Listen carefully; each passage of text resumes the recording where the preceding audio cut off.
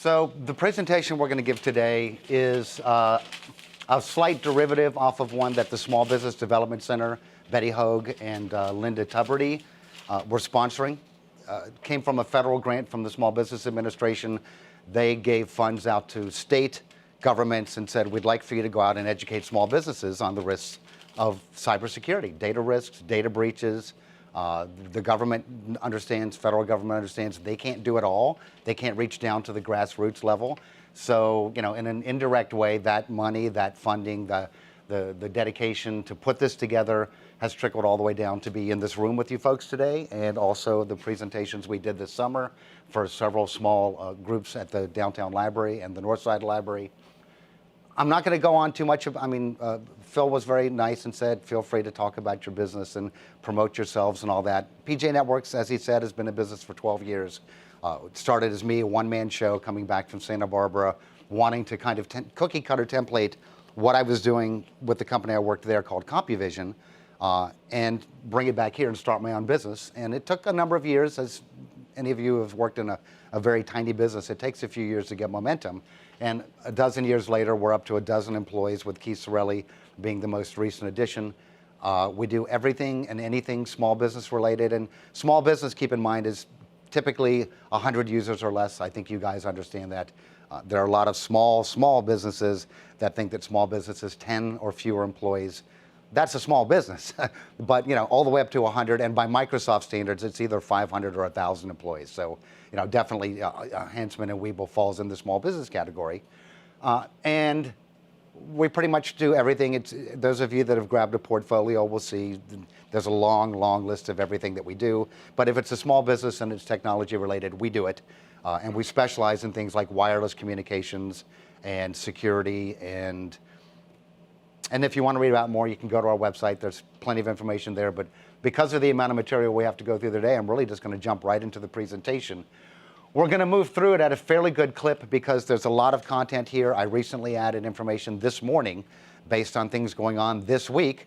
One of them was a data breach that I believe I am a victim of, and I'm pretty sure that every one of you in the room, and you've probably heard about it, it'll be coming up in one of the earliest slides. But not only did I get that privilege, but I was the victim of another form of data breach that was probably preventable, but not. When we get to the example and I'll call out what it is, you'll see why it was easy to kind of be taken advantage of, but I won't let it happen again. And it wasn't anything to do with computer security at all. It was just me not taking the time to look at my surroundings and understand, you know, that there are risks everywhere you go.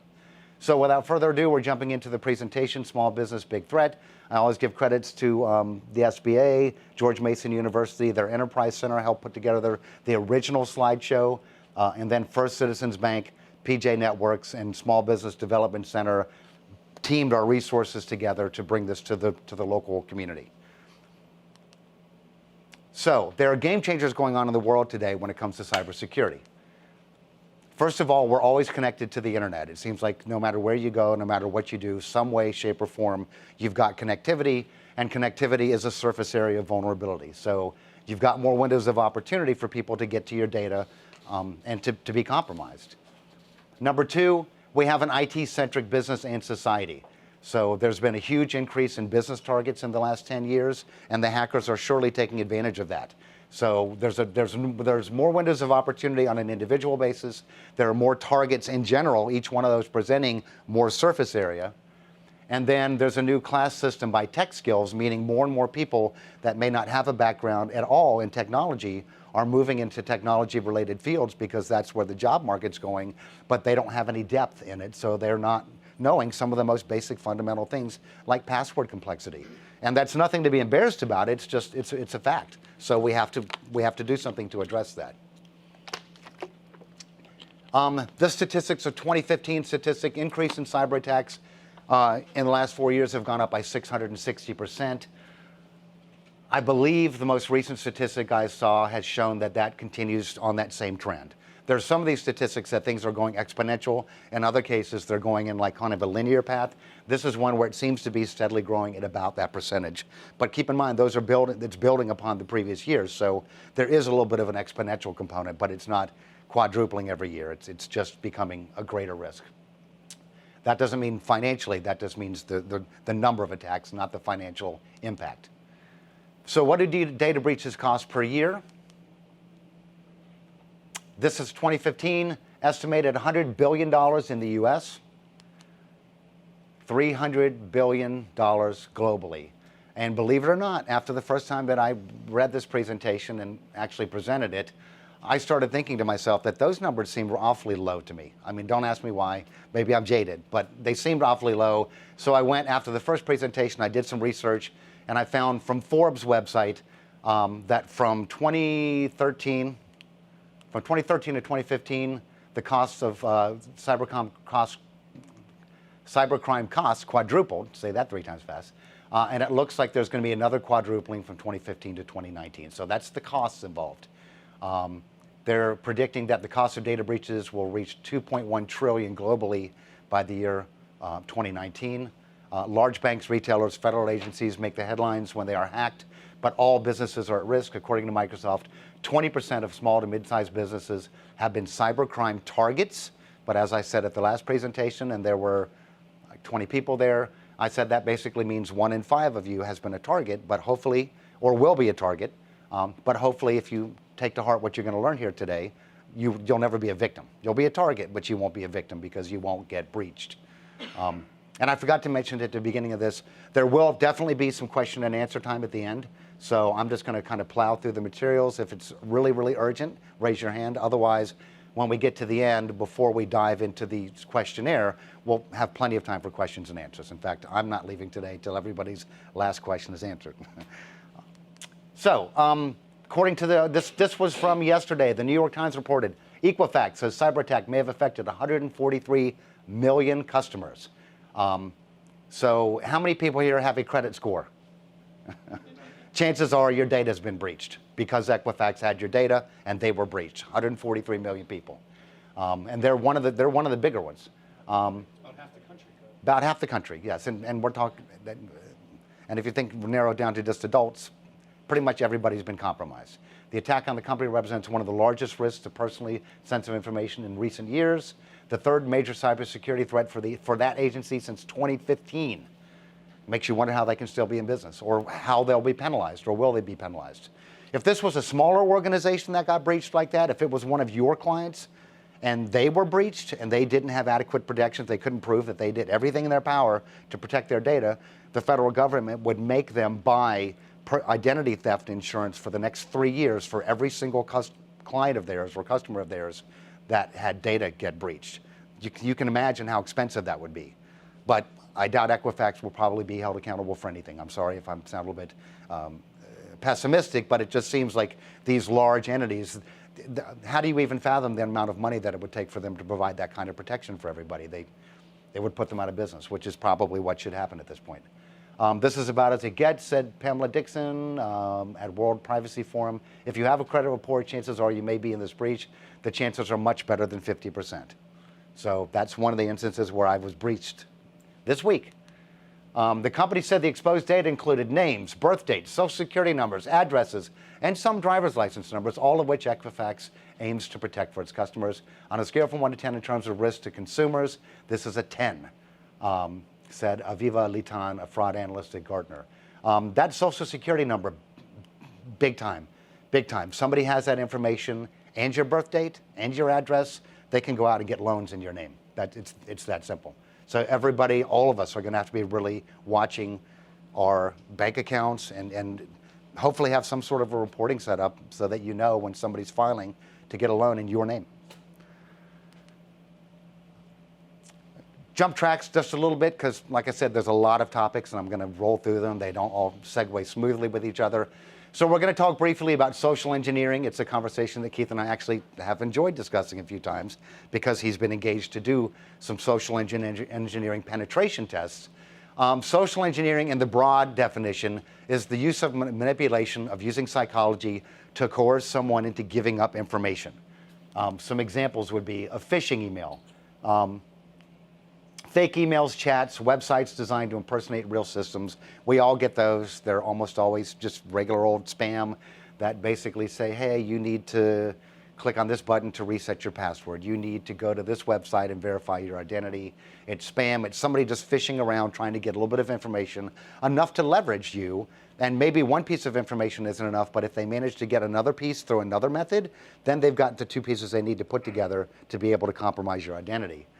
The more dangerous form of phishing is spear phishing, or the kids are now calling it whaling. So, WHALING for like the big fish, but technically spear phishing covers that. And that's where somebody like a corporate leader, the head of a company, the president of a company, will have an email come to them from somebody within their looks like from somebody in their organization. Or what I've personally seen twice in the last year was somebody within the organization getting an email supposedly from the president of the company saying, and these are companies that deal in large financial transactions, government contracts, saying, hey, we need to transfer $10,000 to this account with this routing number in order to close this contract. And they actually knew the name of the contract. They knew the name of the owner of the company. It was finely tuned. And the client had literally already started the process of getting the funds to transfer when they decided to forward to me the original email that came in and said, would you look at this? We just at the last minute, we realized that you'll answer this question for free, which I was willing to. And I looked at it and I said, yeah, if you looked at the properties of the email behind the scenes that you can't see on the front of the screen, if you looked at the properties of the email, you could see where the sent from address and the reply to address were not the same. So it said it came from the president of the company, but the actual sent address was not. And they killed the transaction, but they were that close to pulling the trigger and sending $10,000 down the line. And they're a large enough company that after that transaction had happened, it might have been 6 months before anybody even realized that they'd done something stupid. And those are the type of things that you want your clients to be watching out for. Phishing emails. We'll have an example of one towards the end of the presentation. Then there's impersonation or tailgating. It's the physical impersonation of a trusted person or somebody piggybacking onto allowed access. So that would be an example of let's say if we were doing your IT tech support, we're your third-party outside support, somebody comes walking through the door one day, you know me, maybe you know Keith, somebody else who you've never seen before, Joe, comes walking through the door wearing a PJ Network shirt with the same embroidery on it. It says, hey, PJ sent me down to check out your server for you. You're having some issues. Don't let that person through. If I haven't walked him through the door, and Keith, if nobody you know from my company hasn't introduced you to them, then you would pick up the phone and say, hey, I need to speak to PJ. PJ, did you send somebody named Joe down here? And I would say, actually, no, you should be calling the authorities right now and please stall him while they arrive, because it would be somebody impersonating PJ Networks. Same thing can be true of somebody wearing an air conditioning repair hat or a plumber's outfit. So that would be impersonation, and it works. A lot of times it will gain somebody access to a building long enough to find an available network jack in some empty office, and they can put one of these little Raspberry Pi devices. It's a $50 microcomputer that can be plugged into a network jack and basically just sniff information and send it out to somebody else on the internet. So they would just be in the building long enough to do that. They'd walk out the door 5 minutes later. Oh, the air conditioning checked out fine. They're down the road. Meanwhile, you've got a bug sitting on your network, basically siphoning data and sending it out to somebody else. So that would be a case of impersonation. Tailgating would be somebody walking through the door in my wake. So I come through the door, you guys have an emergency, somebody happens to know that, however, I don't know how they would know that, but somebody knows, or maybe they're just sitting around the corner waiting for what looks like an opportunity. They see me walking in, they drop in step behind me, and I'm not looking around me, I'm walking through the door because I'm in a hurry, and when I come through the door and they see it's me and I wave, the guy behind me walks through the door and waves too, and as soon as we get to the next hallway, he splits to the left, I go to the right, and he's in the building, and I didn't even know he followed me. So that would be a case of tailgating. It's also the case of where if you've ever walked up to somebody's apartment building and you had to do the buzzer thing to get in the front door, and as you were leaving, as you were walking up, somebody just happened to be leaving. And so you're like, and they're usually like, hey, can I hold the door for you? And you're like, thanks, and you walk in the building. But haven't you ever wondered, it's like, well, what if I was a rapist, a murderer, a thief? Somebody just let me in the building. It totally bypassed. So that's how people get around security. It's because we think we're being courteous when maybe we're not doing something we ought to. And then there's baiting, and that's, it's an ambiguous word, but the promise of an incentive for gathering information, i.e. gift cards, free movies, money. I've given this presentation a number of times now, and I'm not quite sure how that one fits in. You know, hey, give me your social security number and you can have a candy bar. I don't think I'm going to fall for that, But I mean, there are cases where people are like, enter some piece of information, even if it seems innocuous, and you'll get a $50 coupon to something. Stop and think about the information you're giving.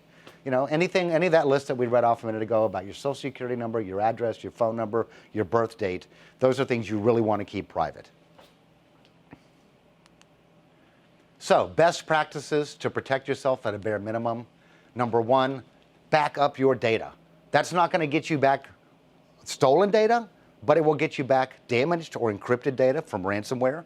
And I can't tell you how many companies we have recovered back to 100% working capacity, either because a critical system died, or in a couple of cases because clients were victims of ransomware, which was actually in a couple of cases how we got them as clients, because they realized after they'd been hit and all of their data was encrypted, that they didn't have any protection in place. So we put protection in place.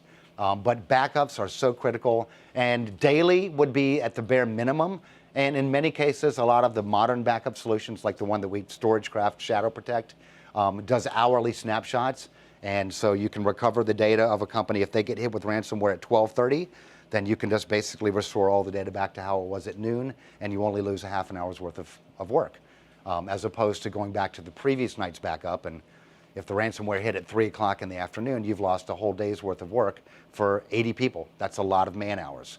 So backing up your data, having it off-site, small companies that don't have or want a cloud backup, and you've probably all worked with clients of yours who don't want a cloud backup. They're, no, not in the cloud's not secure, and there's certain good arguments for that. Then at least they should have something that's being swapped off-site. You know, even the tiniest businesses we work with have an external backup drive that once a week on Monday, they'll take it off-site so that if the building burns down, but they're getting nightly backups, they're just taking it off-site once a week, because trying to ask a client to take it off-site every day is a little, you know, it just doesn't work. So, but at least weekly, you know, if a small company loses a week's worth of data, it's not the end of the world. But backups are critical, and my engineers call me like the backup, you know, dictator. Properly configured network, use an IT pro. I did not put that in there. That was part of the presentation when I got it. They're just saying that you can't expect, maybe 10 or 15 years ago, your nephew or your cousin or your nephew's son or somebody could come in and cobble together a basic business network, get 3 computers talking to each other and sharing a printer. But those days were back when cybersecurity wasn't really that much of an issue. Nowadays, I can almost guarantee you that if a non-professional puts together a business network, no matter how small, and walks away, it could be walked through like tissue paper. There's no real hardcore security going on there. One of the most common things that we see now with really small businesses is home routers. The type you walk into Best Buy and you pay $40 and you buy a Netgear or a Linksys or a TP-Link wireless router, and it says firewall on it, but you're putting that in front of a business that could be the target of hackers, and it's no protection at all. Now, for the home user, it's adequate, but not for a business, and we'll cover a bit of that at the end of the presentation as well. If I'm going too slow, I can. No, I'm just kidding. Antivirus software, keep it updated. It's not just antivirus that's going to protect you, though. A good antivirus by itself, without up-to-date Windows files and third-party software like Microsoft Office and Java being up-to-date and Adobe Flash Player, just having a good antivirus is not going to protect you. I can guarantee you that. We see it all the time where people are like, well, how did I get infected? Well, your Java was 3 years old and it was a Java injection, so it took over your system. After that, they learn, keep all your software updated. And the good antiviruses nowadays do help you keep your software up to date. They'll tell you, for example, Viper Internet Protection will pop up and say, hey, you've got 3 programs out of date. Would you like to update them? You say yes, it's done. But most of the free ones won't do that. You have to pay a few dollars a year to get a paid for version.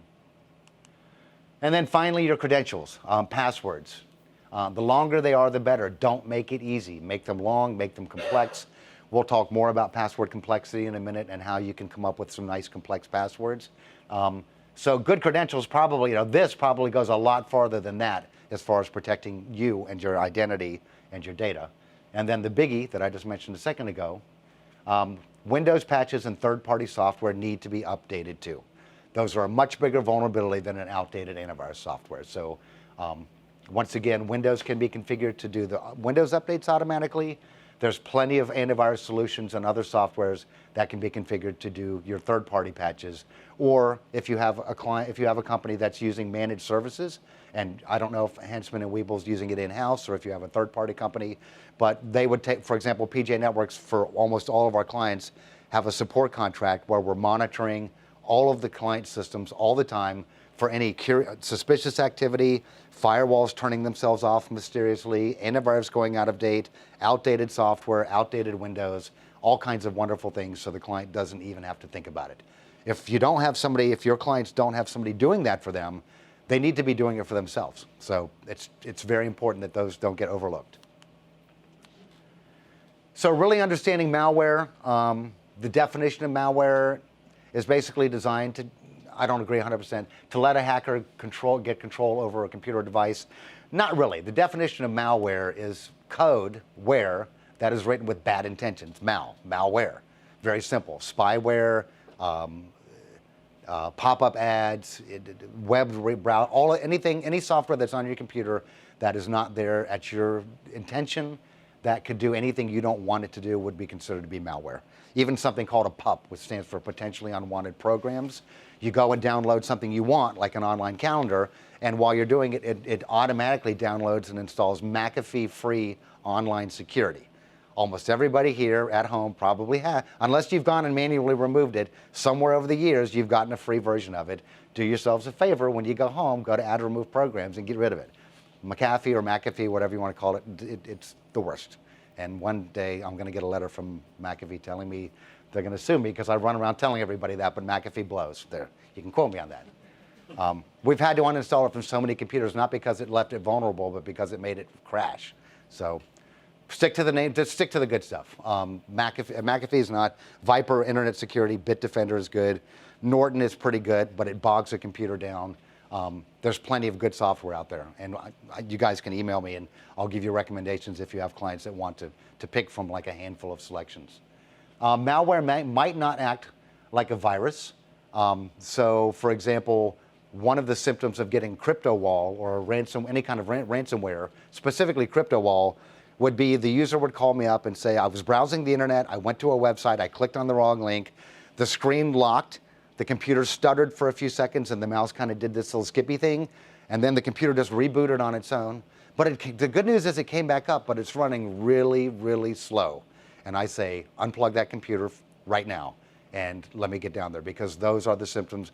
Most ransomwares, for whatever reason, follow that scenario where they hit it, they kind of cause the machine to freeze up and lock up. Because it's injecting code into the operating system, it's forcing it, and oftentimes causes the computer to reboot. It's like kind of a defense mechanism, but when it comes back up, the ransomware is fully active and it is going to work encrypting files both locally and on the network. So those are like the classic signs of just like there are signs of a stroke, those are the classic signs of ransomware that I've seen. Malware is usually installed by a virus or connecting to a network that is infected, like by Wi-Fi connection. Email. At least 50% to 3/4 of the infections that we see people get came in through email. So a really good spam filtering solution almost always knocks down the chances of getting those type of infections like dramatically, like at least by 75%. So a really good spam filtering solution. And then the worst malware can send information about your computer or device anytime it's connected. So you might go to a public Wi-Fi spot, connect to what you think is a free public access that's actually a hacker's mimicking a public Wi-Fi, like a Panera Bread. They get into your system and install a piece of malware. You don't do anything critical like banking or anything. It's like you're just reading the news. You go home. When you go home and open up your banking online connection, the software's still there and it's sending that information back. And keyloggers are when you're typing in your username and password, even if it's blanked out on the screen, a keylogging software is recording your keystrokes and sending it back. So somebody would know within 3 minutes of you logging into, for example, Wells Fargo, what your Wells Fargo username and password is. All right, so really understanding malware, the usual suspect. This is not my slide, but I kept it in because it's some data in there. Called ransomware, aliases, CryptoLocker, CryptoWall, Locky, KeyRanger, Tesla Crypt, The modus operandi: locks and encrypts files, then deletes them until payment is made. I don't think technically most of them delete them. It just encrypts them to a level that can't be unencrypted. So for all intents and purposes, they're gone. And trust, unless somebody after the fact stumbles across the algorithm that was used to encrypt the files, and that's happened a few times where there was some really massive ransomware, and then the federal government got their hands on it and was able to get somebody to come up with a decryption code, and then people could actually get their data back after the fact when they thought it was lost. But in 95 or more percent of the cases, once it gets encrypted, your only course of action to get it back is either restore it from backup, and if you have a backup copy of it, you're good. I mean, you can get everything back. And the data typically normally is not sent anywhere. It just gets encrypted. The other option is to pay the ransom, and it's a tempting thing. If you have a computer and you've got all of your wedding pictures and your parents' photos and everything you have and your vacation videos, and all of that gets corrupted and gets encrypted, and the ransomware is $300, even if you think it's just even if you think there's practically no chance it's going to work, you're tempted to pay that because those pictures and that stuff is priceless. And I actually have seen people pay the ransom, and I've actually helped people get their data back. I encourage them not to pay the ransom, but in one particular case, there really was no other recourse, so he paid the $300 in Bitcoin.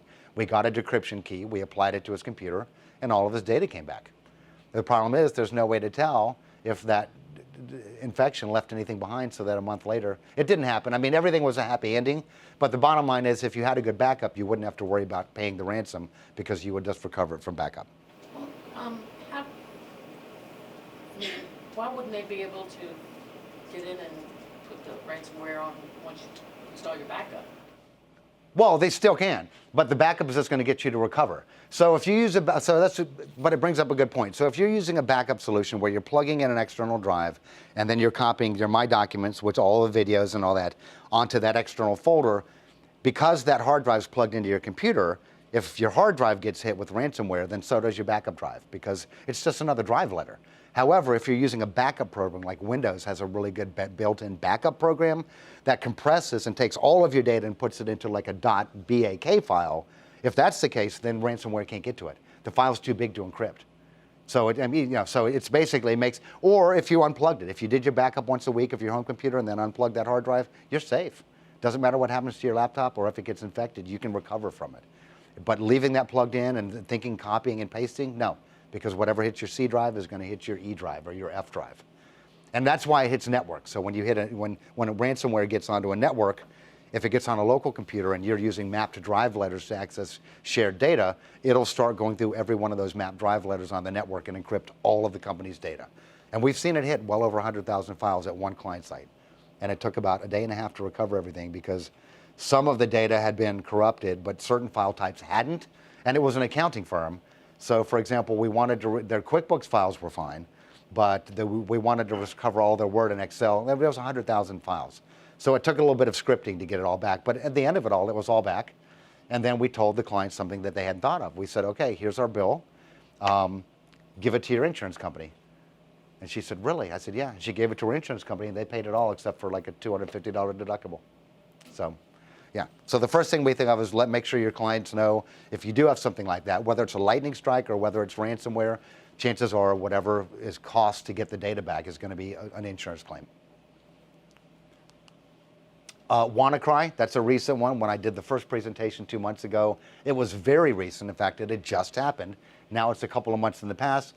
WannaCry happened because there was a vulnerability in Microsoft's SMB, server message block, which is one of the protocols on Windows operating system.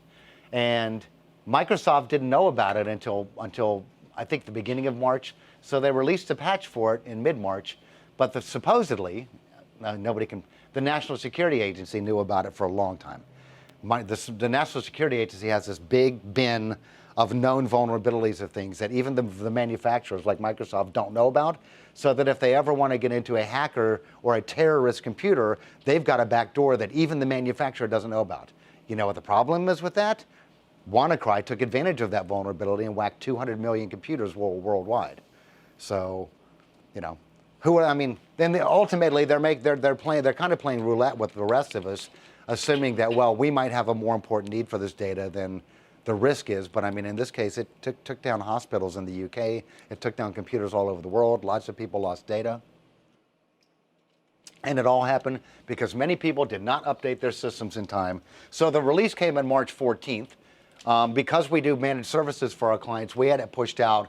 We don't push out updates like that the day they come out from Microsoft, because a lot of times Microsoft releases bad patches. If anybody's been using a Microsoft Windows computer for years, you'll know that every couple years you'll get an update from Microsoft and it does boogers your computer. And then sometimes, they'll release a fix for that and it makes it all better. And sometimes it's so bad you have to take it in to get repaired. But we've learned that we don't want to roll out a bad Microsoft update to 700 client computers. So we typically wait anywhere from 3 to 7 days after a big release of patches, and we'll just read the news and see if. And we also have a handful of clients that aren't under managed services that get automatic updates from Windows. So if after 3 to 5, usually 3 to 5 days, we don't hear anything about a bad Windows patch, we'll release it. But that's, it's a lot easier to hold off for a couple of days than to push out a patch too early. But in this case, there were 2 whole months before the WannaCry virus came out, and there were hundreds of millions of computers that weren't getting updates. So, and it also means don't just trust if you look at your computer under Windows updates and it says your computer is up to date. Don't believe that. Click on the check for updates buttons, because about half the time you do that, it'll come back and see new updates that it didn't see before you click that button. So manually check for updates about once a month. So prevalent threats targeting the financial industry. There's crypto ransomware, which is continuous attempts of company keeps getting these infected attachments that keep coming in, and because the employees are educated. And I have plenty of clients that aren't under we've got a certain spam protection we provide called Spam Titan that so far has been 100% successful. We have not, knock on wood, we have not had one case of a ransomware infected file come into a client site.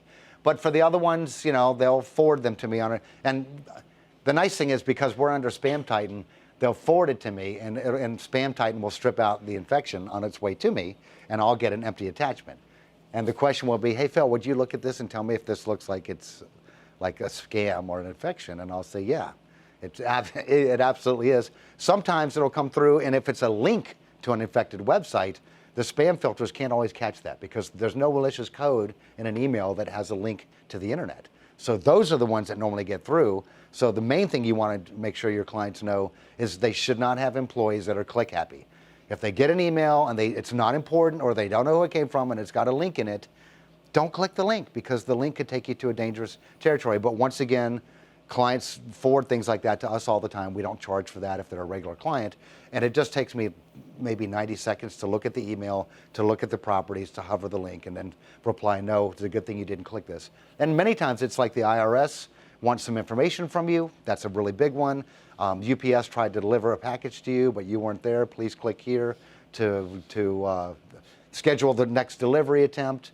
All kinds of, there's a different one for every day of the week. But yeah, those come in a lot. DDoS ransom threats.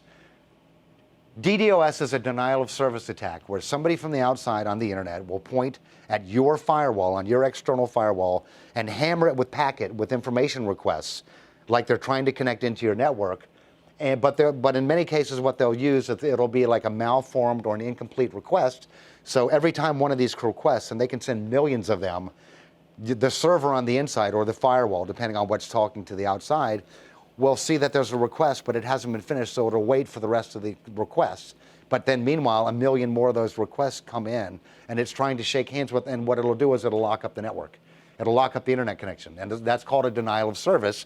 And there's so many different ways they can do this now. It used to be kind of a very specialized art, but nowadays there's a denial of service rent. You can rent this. It's a rent a service on the internet for hackers who can pay like $9.95 a month and have access to a denial of service attack that they can then threaten businesses with and say, if you don't pay us $300 within the next 3 days, we're going to launch a bunch of denial of service. And it's all an automated system. The people launching this don't write a line of code. They're renting the services. It's insane.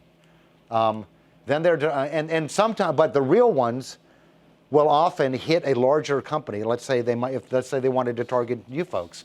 What they might do is 2 or 3 days in advance of issuing a ransom email saying you need to pay us, they'll take you down for 20 minutes here and there. So they'll hit you at 11:30 on Tuesday, and they'll hit you at 2 p.m. on Wednesday, and then they'll hit you at 8 a.m. on Thursday, and then on Friday, one of the partners, the partners would get an email saying, "Did you notice your internet went down for 20 minutes on this day and this at these same times? If you don't pay us $500 ransom today, then we're going to basically bring your network down until you pay it. And we've shown you that we can do it." And then depending on how big the business is and how important their internet is, they can either pay it or not. But like anything else, how do you know that if you pay it, they're not going to go ahead and hit you again for the ransom? But that would be a denial of service ransom threat. Fake Facebook pages targeting the financial industry and its customers. And not just the Facebook pages, but the ads along the right-hand side. Those are deadly. And I'll have an example of one later on that is almost a guaranteed infection waiting to happen. And they kind of annoy me because you see them and you're so tempted to click on them. And then there's remote access hardware shown below. I was talking about you can get a little device so somebody could walk through the door. And so let's say you've got a computer in one of your offices. So the office is empty. They sneak in, they tailgate somebody. They see me walking through the door, they tailgate through. They sneak into the first open office that nobody's in. They basically unplug the network cable from the back of the computer and plug it here, and then plug a network cable from here to the wall or to the back of the computer, so it's in between the two. And now all the data flowing through that device from that computer is now getting recorded and sent back out. So that would be a remote access hardware. Remote access Trojans, which are your standard Trojans where they get on your computer and then they start sending information back out. That's your traditional Trojan. It's a virus that sits on your computer and typically will send information back of all different kinds. Some of them are relatively innocent. They're sending back information about your shopping habits and all that. But you know, that 5 years ago, that was the thing. Nowadays, you don't have to do that because now Google and everybody else tracks everything you search. I mean, I think we've all, it's annoying and amazing at the same time that you can go out and let's say Google search for golf clubs because you want to buy your dad a set of golf clubs, and not 3 minutes later you go to some other website that has nothing to do with, and golf club ads are popping up. I mean, it's annoying. But now Trojan can be doing something fairly innocuous like that, or it can be more aggressively trying to capture actual data from your computer. And then there's phishing, spear phishing, and whaling to get a foothold in the bank. So to enable participating members of the financial services sector to mature their cyber resilience capabilities, the government recommends for cyber resilience, anticipate that there's going to be some sort of a vulnerability or an attack, withstand that attack, recover from it, whatever damages it does, and then evolve beyond it. So, I mean, it's fairly generic, but I mean, it's pretty much recognizing your risks, making sure while you're patching them up, you don't take any damage from them. And then if you do take any damage or discover after the fact that you've taken some damage or some data loss, recover from that and then learn from that and patch up your vulnerabilities. So acceptable use policies. A lot of people think that acceptable use policies are for larger businesses. I would certainly expect that Hantzmon and Wiebel has an acceptable use policy for their computers here. And a lot of companies roll it right into the employee handbook or manual that a new employee will sign off on. I personally think it's a little better if it's its own separate document so that you can get somebody's attention and they can read through it, because it should say something very clearly like, when you're in this building using one of our computers, anything and everything you do is ours. We have the right to look at it, monitor it. Doesn't matter if it's personal email, business email, if it's playing solitaire, whatever you're doing here, that's our internet, that's our computer, that's our time. Yeah, and some companies will say, fine, during lunch break, if you have an hour break, then you can, and you can even set web filters up so that between 12 and 1, they allow people access to certain sites like Facebook that are normally blocked during regular business hours. But some way, shape, or form, the importance of setting an acceptable use policy is so that if an employee breaks those rules and uses a computer in the company for malicious activity, you can do something legally about it. Because if you don't have an acceptable use policy and an employee uses one of your business computers to gain access to one of your clients' financial information and steals that information and makes off with it and uses it in bad ways, even though they've committed a crime, they didn't break any of your company rules. They broke a crime. They created a crime, But if your acceptable use policy for your company didn't say that they're explicitly forbidden from using your company computers for any kind of illicit or illegal activity, then you don't have any legal recourse against them. You can fire them, but you can't have them arrested. You can't have them thrown in jail. You can't sue them. You can let them go because now, once again, the authorities will arrest them for the crime, but nothing legally has been done against you because you didn't have them agree that they wouldn't do it. Get them to sign something saying that they understand the rules, then you've got them legally. And that would be an example of a basic, well, that would be a more detailed one. You can tell by the way it starts, it's a multi-pager. There's a simpler one that I think Ed Schmitz has already gotten a copy from the cybersecurity presentation you came to. So, there's a one-pager that's great for small clients that covers all the basics, and I've got copies of that too. I'll be glad to share them with you guys. I probably have them on my thumb drive. And it's just a one-pager that just in like several sentences says what you can't do. They get their employees to sign it. They're legally covered. If you're a 5-employee coffee shop, yes, you still need to do that because one of those 5 employees could be stealing data. So, Myth. So how Yes. prevalent is that? I mean, when I think of like these breaches and the $2.1 trillion loss, I'm always thinking of external threats. Mm-hmm. But I mean, internal threats, is that? 75% approximately of the threats are from the inside, whether that's intentional malicious or usually it's from carelessness. So for example, every single case that I've seen of ransomware in the last few years was an employee inside the organization who got an email that clearly was not a legitimate email, in my opinion. Like pleasing to look at my resume, and then a resume.zip, and it's like love Julie or whatever with nobody labeled on it, and the employee, this is a true example, and the employee who was an intern double clicked on it. And the owner of the company was livid. In fact, that intern didn't stay there much longer, didn't have a job much longer. But the owner of the company was, you're an intern. Why did you try to open up a resume? You have nothing to do with hiring here. So yeah, I mean, we see it all the time, but most of the vulnerability is between the keyboard and the seat. So that's where the weakness is. Yeah, very, I can't think of a single example of a client. We certainly haven't had a client get hacked from the outside in. But I mean, to be fair to our competitors, I haven't heard of any local firm getting hacked from the outside in the last 12 years that I've been here, but I know none of ours have. Most of your small businesses are not going to take a hack because it takes too much time, too much effort to build the hack and to break in. The companies that are going to get hacked are the ones that have like the credit agency, Equifax, like Target, like any of the large organizations. Those hacks take weeks, months to actually do, but once they get done, then I get 143 million people and however much information I can take out of there.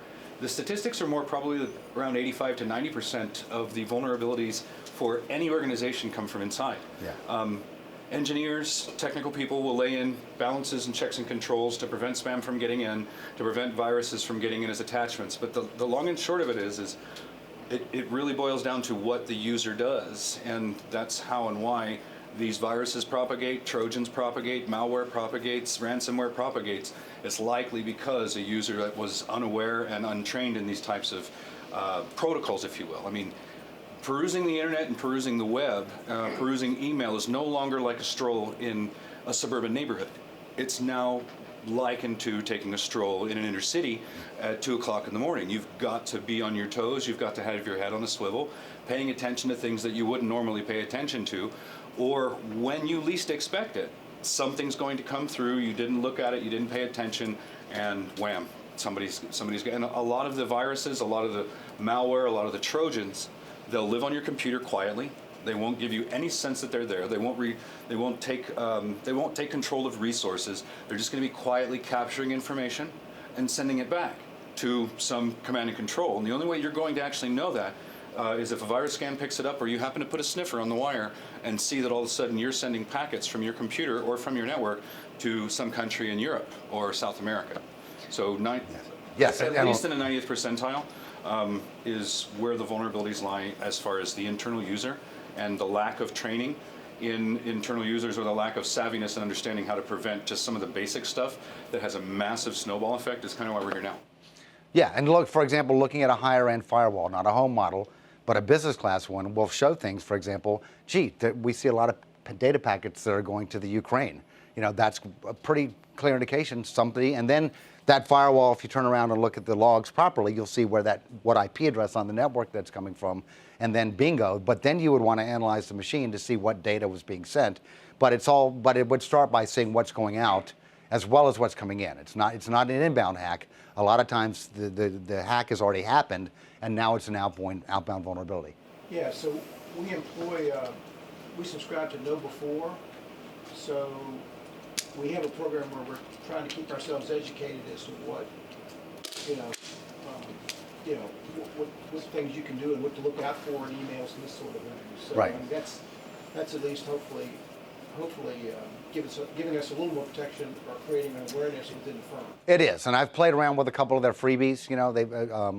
The email test to see if who's going to click on the link that's obviously not supposed to be clicked on and all that. But I did want to talk to one of your IT guys at some point about the experiences you've had, because I'm thinking about signing up for that as well. We've got a score of resources, but Know Before, so I have to be very selective. We can't subscribe to every single one, but Know Before so far looks like it's a real gem, especially if you know selectively which tools you want. So yeah, that's good that you guys are being that proactive. And there was a label. I mean, we all did this program.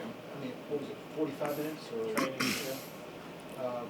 That was kind of educational. You had to answer certain questions appropriately to move to the next section so that you got some kind of. And every employee took that individually? Everyone did. Okay. Did everybody make it through? Yes. Okay. Yeah. So, simple myth or fact, users of Apple and Mac platform are impervious to cyber attacks. Okay. I'm just looking, because there's still a couple of Mac users out there that still want to believe that so desperately. No, it's not true. And 10 years ago, it was pretty true. I've been in IT for 22 years. Apple's have been, and actually my first computer was an Apple IIe, so. No system is unhackable. Right. It's just the systems that we hear are most hackable are the ones that they write the most code for, and Windows was the one. Now Apple's becoming much more of an up-and-comer with all its mobile devices and iPads and all that other stuff. So now they're writing code for Apple now, and they're just as vulnerable. So you've got to run antivirus and be diligent. Yeah, absolutely. And we do get infected Macs come into our shop, but not all the time, but they're coming in more and more regularly. So Mac users have to be more aware, and that excuse for using a Mac in the office environment when a PC would have been better fit was like, my Mac won't get infected, is no longer a valid argument.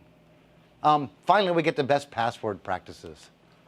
The length of the password, the longer the better, because a brute force attack, just random combinations of numbers and characters based on an algorithm, once you get past the 8th character, 8 characters or longer, you've reached a complexity level that is exponentially better than 7. Like at 7, there's an algorithm they can use to hack, and Keith knows more about the specifics of it, but when you get to the 8th character... It's several orders of magnitude of security that you increase because of the way the hashing algorithms work. I can crack just about any 7-character password relatively quickly with my laptop. But the minute you take that into 8 characters using upper, lower, special, things of that nature, all of a sudden I need a room this size full of servers to crack that password in anything that resembles a short period of time. Yep. So now, according to then, once again, this slideshow was given to me to work with. They were saying a minimum of 16 characters, and then they're saying 25. I mean, where does it end?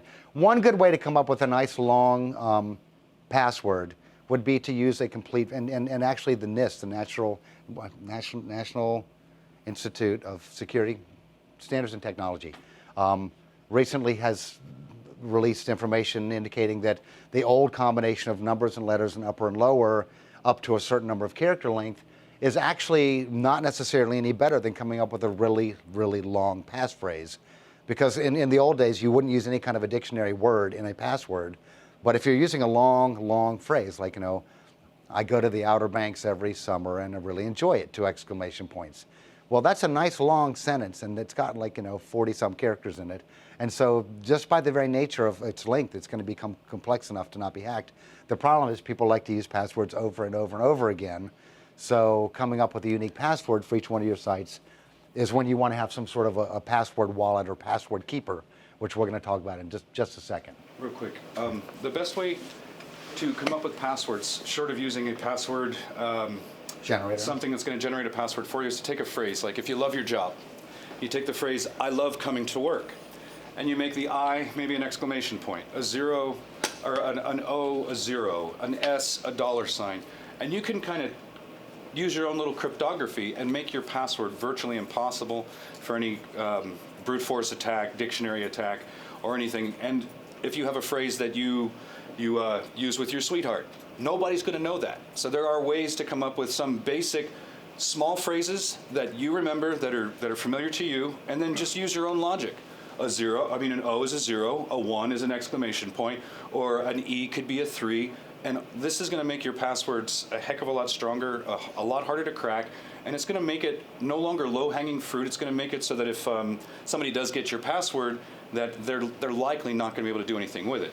I can compromise a server and pull the SAM database, and which is what where all the passwords are. But if all the passwords are 8+ characters long, and they use phrases, they use all the upper and lower, all of a sudden I've got a bunch of passwords that I literally need a room this size full of servers to be able to crack. So it matters. Although if they did get your password, they could potentially know what to call your sweetheart. So that could be a problem. But no, it's an excellent We point. have filters against certain phrases in that system. So there's the length of the password, there's the complexity. Uniqueness, one and done. I've been dragging my feet on that one so long. I have about a handful. I have like 5-6 different kind of standard passwords that I use for different levels of complexity. And for banking, it's like a super long, super secure one, and it's only used for like two different banking accounts. And then it's down a level to stuff that has to deal with financial, like maybe Amazon or stuff online, and that's and then all the way down to the basic ones that I use for stuff that has signing up for newsletters and things like that, where you have to have a subscription, and then it's more of a generic one that I use all over the place, because if somebody figures that one out, all they can do is get a bunch of crappy email newsletters. But one and done is the way it should be. It's really the way it should be done. So that's what we're preaching today. It means use it on one website. Don't use it anywhere else. For safekeeping, use some sort of a password manager, wallet, or safe. Some of the more popular ones are. And also sharing them only if you have to, and then using be smart about it. Don't email anybody any password ever, because email is one of the easiest things to compromise. So, for example, if my wife needed to know the password because I changed it maybe on our bank account, and she's worried, then she could call me up and I'd give it to her over the phone. Or if it was going to be one of these funky ones, I would text it to her, but I wouldn't just email it to her. Look, it's like, no, don't do that. And then, an employee should never share their passwords amongst each other. I'm not going to say there's never an exception. There are quite often two people that'll serve the same role or share the same computer, like a reception computer. And in that case, I think the best thing to do is to have an account called reception, and then those two people can know the password to that. But if it's an account that links to one individual in the company, they should not share that password with anybody. So passwords should be encrypted, where you store them. A password. This is all about a password wallet manager. Most of them can create strong passwords for you, but that's literally a jumble of random numbers and letters. You can access them from your phone and computer. For example, I use KeePass, so I've got a copy of that here.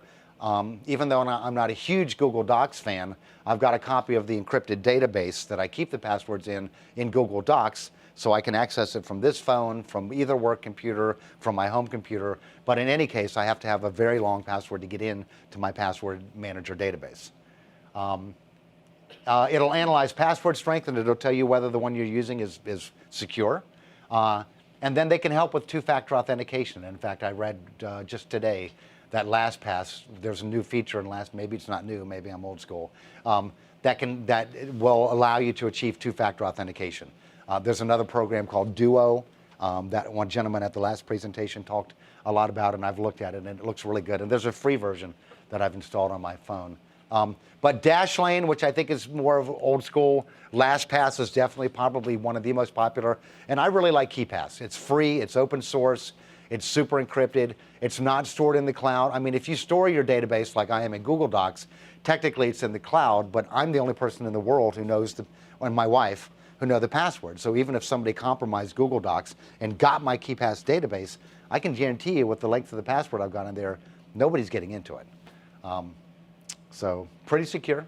KeePass is a good one. So two-factor, multi-factor authentication. What is it? Two-factor authentication, or 2FA, strengthens access security by requiring two methods, also referred to as factors, to verify your identity. They can include something you know, like a username and password, plus something you have, like a smartphone app, to approve authentication requests. Also, there's little key fobs, a lot of hospitals in that generate this random code that at the time you're unlocking, you have to know what that code is. It changes like every 30 seconds. I think Monticello Surgery uses something like that. Two-factor authentication protects against phishing, social engineering, and password brute force attacks because you can't get in with just a password. It requires a second authentication, and it secures your logins from attackers exploiting weak or stolen credentials. Now, this is a quick, short, I'm going to play the first 90 seconds or so, but this guy, who looks like he's a little drunk, gives a really nice, clear, concise description of how the Google now offers two-factor authentication. Do you ever use the same password for multiple websites? Do you ever sign into Google Mail from public or shared computer? Such actions weaken your password and make it easier to steal. Google now offers two-step verification, an optional security feature that helps protect your account even if your password is stolen or cracked. This new feature helps improve security because signing in requires two things: something you know, your password, and something you have, your phone. It's much like what you might see on your banking website. With two-step verification, you'll get a short numeric code, known as a verification code, on your phone. You'll then enter this in addition to your username and password when you sign in. Let's take a look at how you sign in with two-step verification. After you sign in with your username and password, Google will ask you for a verification code. If you chose to receive a text or voice message when you set up two-step verification, Google will then send it to you on your phone. If you're an Android, BlackBerry, or iPhone user, you can also choose to generate a code on your phone using the Google Authenticator app. Enter the code from your phone. If you trust this computer, you can check this box and you won't be asked for another verification code for 30 days. So I thought it was a nice, clear 90-second explanation and a demonstration of how that works. So there's an app called Duo. There's a number of these apps nowadays. I think LastPass will do it, where you can set it up to work. And the paid version is obviously more compatible with more different kinds of online websites than just the free version. But I mean, once again, I'm old school and I'm in a hurry and I've got to do a billion things, and the last thing in the world I want to have to deal with is multi-factor authentication. But in the end, it's like I'm breaking down and I'm going to start doing it because I want to know that people can't have access to my bank account or to my Google account or to anything else. And so, yeah, it's convenient. Is security convenient? Pretty much never, Keith and I. It's like, it's going to slow you down, but I mean, in the end, it's preventing some serious, I mean, wearing seatbelts isn't necessarily convenient, but think of all the damage and the lives it saves. And this basically is a paragraph that talks about some of the different choices. Google Authenticator, which you can put on Android, iOS, or BlackBerry. Twilio Authy, the Chrome browser, which will work with the Chrome browser as well. Duo Mobile, which is the one I was just talking about. And then LastPass has recently launched. So basically, if you wanted to find out more about this or find one that's best for you, just when you have a moment at home, just Google for multi-factor or two-factor authentication, and you'll find lots of hits. And there's plenty of free apps that'll get the job done for personal uses. So what do you do with ex-employees? When employees are on the way out the door, change all passwords. They basically say change all passwords in the company. I mean, that's a big change for 80 employees simultaneously. If you guys are diligent about not sharing your passwords with each other, then perhaps changing the passwords of the employees that were closest to the employee who left or who might possibly have shared it or who that person might have gotten is probably adequate. But once again, if you wanted to, and are you glaring at me or just, okay. He's the security guy. It's like, no, change every password. Just watch it. Okay, but if you wanted better safe than sorry, you would change all the passwords in the company. And for this, and one of the reasons why we are very, very, very adamant, we never share the administrator account, the domain admin account password with employees. We'll share it with the owner of a business or the manager of the business who has legitimate need to get in and do something or maybe install an app.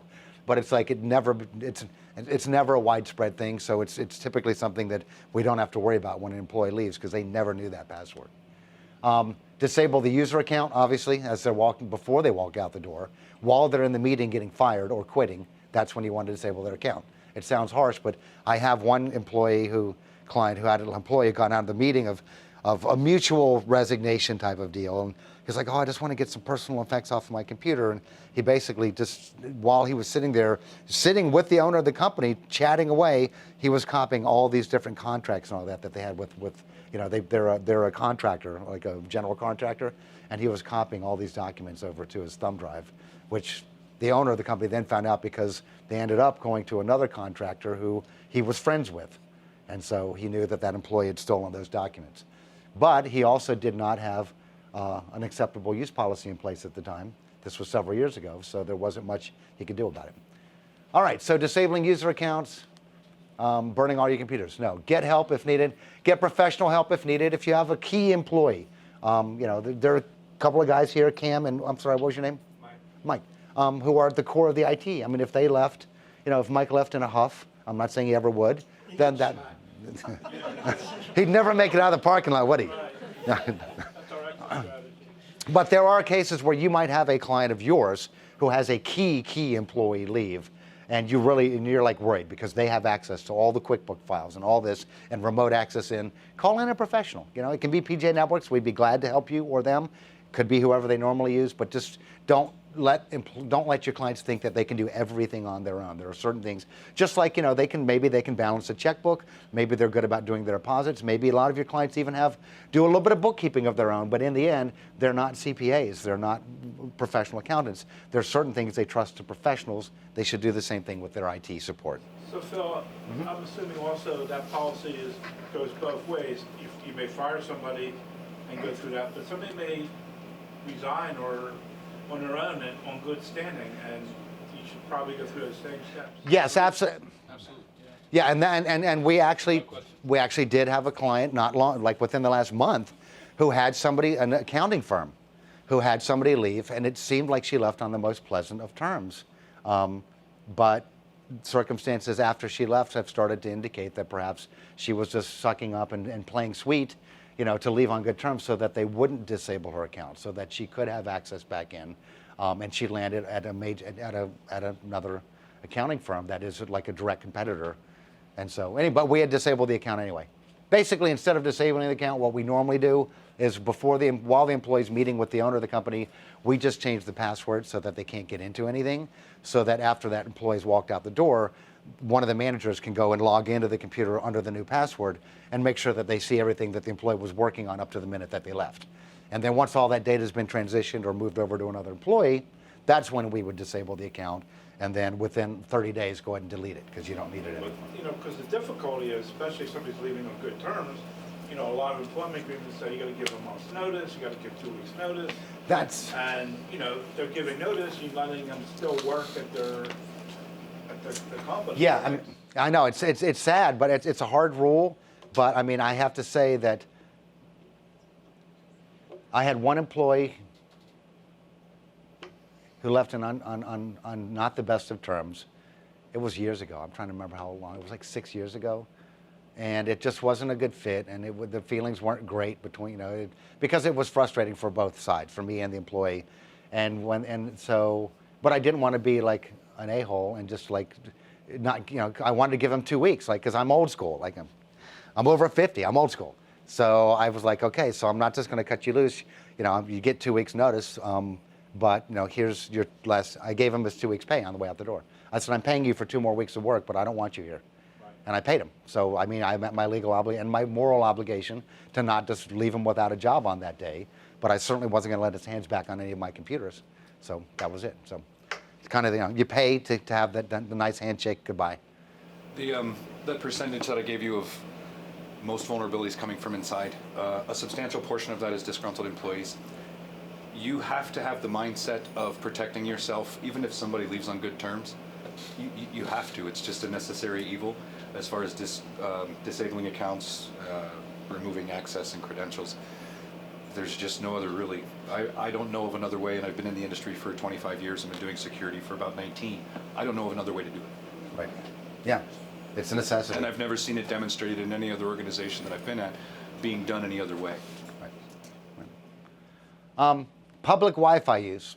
I'm sure Keith has a ton of more information on this than I do. But the basic rules are, if you're going to be using public Wi-Fi nowadays, just buy one of these little private $50 a year VPN subscriptions. And what it'll do is, when you fire up that VPN connection, it goes out through the public Wi-Fi, which is open source, like open, but it creates a tunnel out to a server on the internet, and then everything that you do from that point is within that secure tunnel. So you're using the free public Wi-Fi, but somebody who is sniffing or analyzing the wireless would not have access to your data, because it's inside, it's being encrypted between point A and point B. So a $50 VPN piece of software, I think I've heard of them cheaper, but 50 seems to be an annual. It's a reasonable price to pay, because it kind of means wherever you go, you can use the wireless and not feel like you're vulnerable. Personal protection being in the form of a Bitdefender, some sort of an antivirus, some sort of a malware prevention, and keeping everything up to date.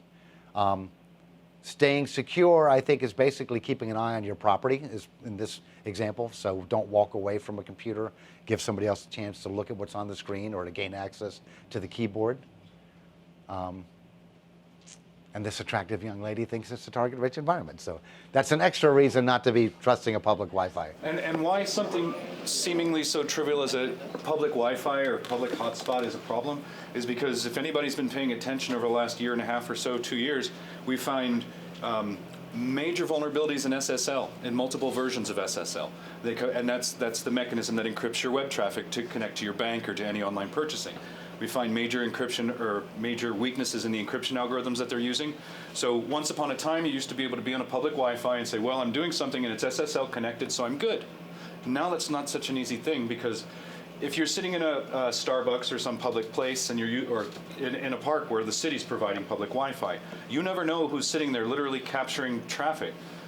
So it actually matters nowadays that you don't do certain things on public hotspots unless you're savvy enough to know how to encrypt the traffic that's leaving your computer. You leave yourself open to potential sniffing and capturing of your data just because you were careless or let your guard down. So it actually matters. Once upon a time, it didn't matter. Now it does. Yeah, and one of the key responsibilities that Keith has as he's going out and doing both internal and external vulnerability assessments for clients of ours is he's finding tons and tons and tons of encryption algorithms and SSL, bit lengths and all that aren't to the standard that we would like to see them. And those aren't things that we can see just by having them under managed services. Managed services is great for remote support and keeping virus definitions up and keeping Windows patch and third-party patch, but it doesn't do an in-depth analysis of the actual framework. We have to send somebody on site with basically with an analysis tool, and that's what we're doing right now. And so the key is knowing what to lock down, and then we have to run all of these lockdowns in a test environment, because you lock things down too tight and then you break things. So all of a sudden, for example, we locked one client down, we went one smidge too far, and they reported, well, I'm not getting email on my phone. Email is working fine from Outlook, from my laptop, but it's because Outlook Web Access, which is it's Internet Information Services, which is how your smartphone gets your email, uses encryption algorithms, and one of them had inadvertently been, and that wasn't Keith's fault, that was my fault, had just been locked down a little bit too tight, and it was killing one of them that needed to be opened. So, but again, maybe a dumb question, but you speak of computers, but you're talking about iPads, phones. yes, anything. yeah, absolutely, yes. Any host on a network, Yeah. mobile devices, all of it. Yeah, so tightening things down so they're tight enough to be secure, but not so tight that things break. And then there's a decision made sometimes when you can't tighten them down as much as you'd like without breaking something, and then it's the client's choice when we explain the risks. Like, these are the risks involved, and these are the benefits, and then we have that discussion. And there are usually ways to mitigate, to work around the issue, leave them secure, but just it takes a little bit more effort. Now, here's a good one for everybody. So has anybody here ever heard of a skimmer? Okay, so I pulled this off of the internet today. So this is an ATM machine. That nice little device, so that's the ATM, that nice little device that looks a lot like it is a skimmer. That device is going to fit snugly over top of the ATM machine, and it's going to make it look like it's, so that's what the skimmer installed. So the skimmer has its own magnetic card reader that when you slide your card in, it's reading the card information. So it gets the bank account number and everything. So you're like, okay, so I see that's the skimmer, and it's they'll actually. I'm reading articles now that they actually say if it looks the slightest bit suspicious or bulky or in any way, tug on it. Even if it doesn't look suspicious, tug on it a couple times because they'll come off. So you're thinking, okay, well so somebody like me is thinking, so fine. So there's a skimmer, but how's it going to know my security code, right? How's it going to know? It won't know my 4-digit PIN. Well, you see that little thing? That's a brochure holder with a camera right there, and the camera is going to get set up conveniently pointing at the screen of the ATM machine. So somebody like me drives up to an ATM like that, and I slide my card in the skimmer, and then I punch my security code in front of the camera, and like 24 hours later, somebody's taken $12,988 out of my bank account. And the proof of that is the letter that I had to go to the bank to file to get a fraud claim, and the money 24 hours later is now back in my account. But if you see the amount of that, $12,970.60. Me yesterday at BB&T, because they're not 100% sure that it was a skimmer, but what they do know is that on Monday night at 11 p.m., somebody called, and get this, the bank records show it's from my mother's home phone. So, and they were explaining that that's becoming more common, where the hackers or the people stealing it can actually impersonate somebody else's phone number. So the way they did it is they called in on one of these 1-800 banking numbers where you put in your card number, and then you put in your 4-digit PIN, and it will then allow you to access your banking information and to make transfers and do whatever you want. So they transferred $10,000 from our business account to my personal to my debit account, and then in California, their accomplice or whatever basically made 2 huge purchases at Walmart and then went out and did $400 debit transactions until they drained the rest of the account dry. And of course, I got a call from BB&T when they were on the last round going, Mr. Jaderborg, you're not in California at the moment, are you? And I'm like, no, I'm standing in Charlottesville, Virginia. Well, there's been a lot of unusual activity. Well, damn, it would have been nice if you'd caught that on the first one and not the last one. But the point is, that's the only thing. BB&T is saying that that's their best guess, because otherwise that means that they're totally vulnerable. If somebody didn't use a skimmer on me, then somebody managed to get my ATM card number and my 4-digit PIN without anything that I did. And that would be a scary thought. And my mother's phone number. So they were attempting 2-factor authentication that got compromised by that phone number. Actually, that's a very good point. That's a very good point. And of course, they could have looked up my mother's phone number in the phone book or online. I mean, she lives in Orange. She's been there for the last 40-some years. Anyway, so just want to make it real. That's what a skimmer looks like. So just so you'll recognize, that's what it would look like with that one. So Phil, like an employee of the bank would not be able to go out in the morning and be able to say, oh, this doesn't look right, or this. You would think that they should. You would think they would take some accountability for that. They told me about another case that happened a year ago, or maybe 6 months ago, where 100 instances of this happened, and it was and it wasn't a bank. It turned out to be a 24-hour convenience store in downtown Charlottesville, who was open 24/7, where somebody walked in and put it over the top of like the counter debit machine. And it's like, well, how does that happen? The thing with banks is generally it's not the employees of the banks that are managing the ATMs. It's usually a third party, like Diebold or I don't know, Brinks or somebody like that. Yeah. And they may not fill up an ATM machine for 4 or 5 days. So they put the skimmer on the front of the ATM. A bank employee is not going to look at it. In 4 or 5 days, when Brinks comes by, they might recognize it, but then you've got 4 or 5 days worth of data. I would think somebody that every morning, because typically you would think that would happen overnight. So I would like to think that banks are going to start getting savvy enough to go out every morning and just put an eyeball on it to make sure it's working. So again, though, it's attached, not secure. So if it was one there, you probably could pull it off. You probably could pull it off. I mean, there maybe it's a little sticky or a little like sticky tape or Velcro, but nothing. It's not screwed. It's not screwed on because it's got to be a quick deal. Like They so, gotta take it off. yeah. They gotta come get their. They got to come. What's that? Yeah, they can do it anywhere. Yeah. So, but a real life example, and it happened to me. But now I know better, and I'm just going to be a lot more cautious. And the banking lady said, just don't use debit, because if you only used your card as a credit card and not debit, then you'd never be punching your PIN, and then nobody could get it. It's like, well, doesn't it? Well, and I could go over here and rub two sticks together and get fired, but I'd like to think that I'm living in the but that's what the bank was telling me to do. Anyway, so there you go. Da-da-da-da. What if it had been a credit card, though? They said then if it had been a credit card transaction, then there would have been no PIN for them to get. And the PIN is what they used to call into the bank with. Because that welcome to automated banking, plug in your card number, plug in your PIN number. Now you can do anything you want. But if they got your credit card, couldn't they make fraudulent charges, though, They could charge, they just wouldn't be able to withdraw cash. Right, they Because could you still need a charge, PIN to withdraw but cash off the then there's a debit card. delay, right? But when you're doing debit, it's a direct money in somebody's pocket, and when you're charging, it doesn't process for like 24 hours or whatever. So, have what? Yeah. I mean, once again, BB&T said we're covering this. We didn't do it, but we're covering it. Just don't tell them. Yeah. So securely.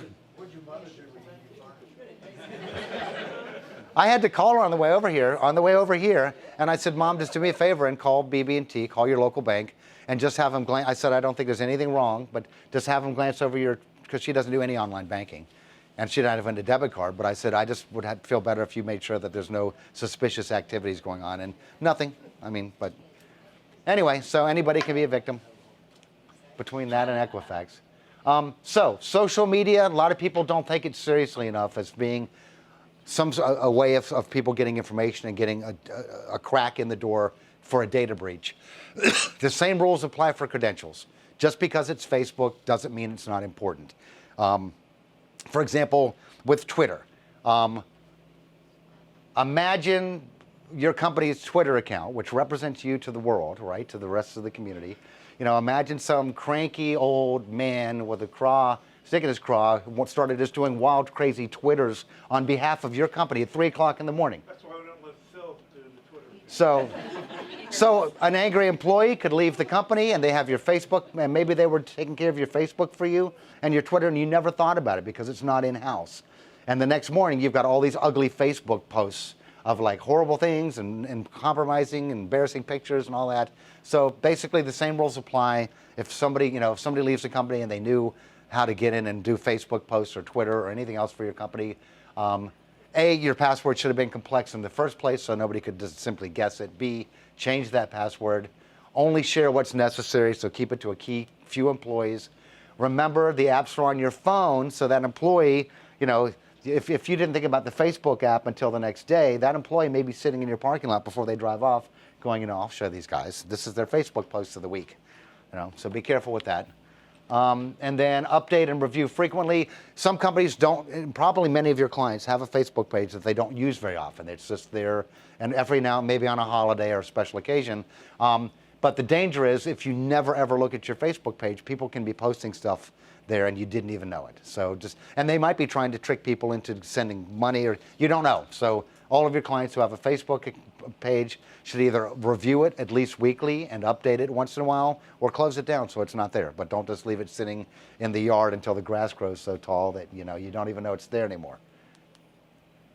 Online buying and selling, I think we all know the basics on this. Look for the lock to show that you've, up on the address bar to show that it's a secure connection. Look for the S in HTTPS for secure.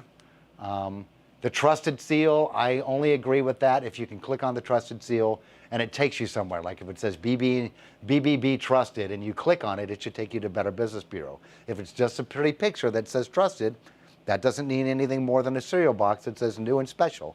It's nothing but a label. So, and how do you know if that dog food really does taste better than the last one?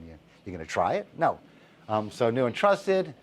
When you're selling, encrypt, make sure all transactions are secure. So if you have an e-commerce store, for example, you would absolutely want to have it on a secure website. And then use proven technology. Get directions from your bank about what kind of a swiper you're going to use, if you're going to use one of those squares or whatever, which have been found to be vulnerable on the older versions. So be careful about that. And then only store data securely, the general rule with credit card numbers, also with social security numbers, et cetera. But credit card numbers, you only keep them in an encrypted location on your network if you have to keep them on behalf of your clients. And if you're going to write them down on a piece of paper, it either has to be locked in a filing cabinet or better yet, shred it if you don't need to keep it. And calling somebody with a big transaction. If encourage your clients who are going to spend large chunks of money on things. If they haven't worked with a vendor before and it's a large payment, they should call and speak to that vendor first. Quickly going to run through this. So there's PCI compliance.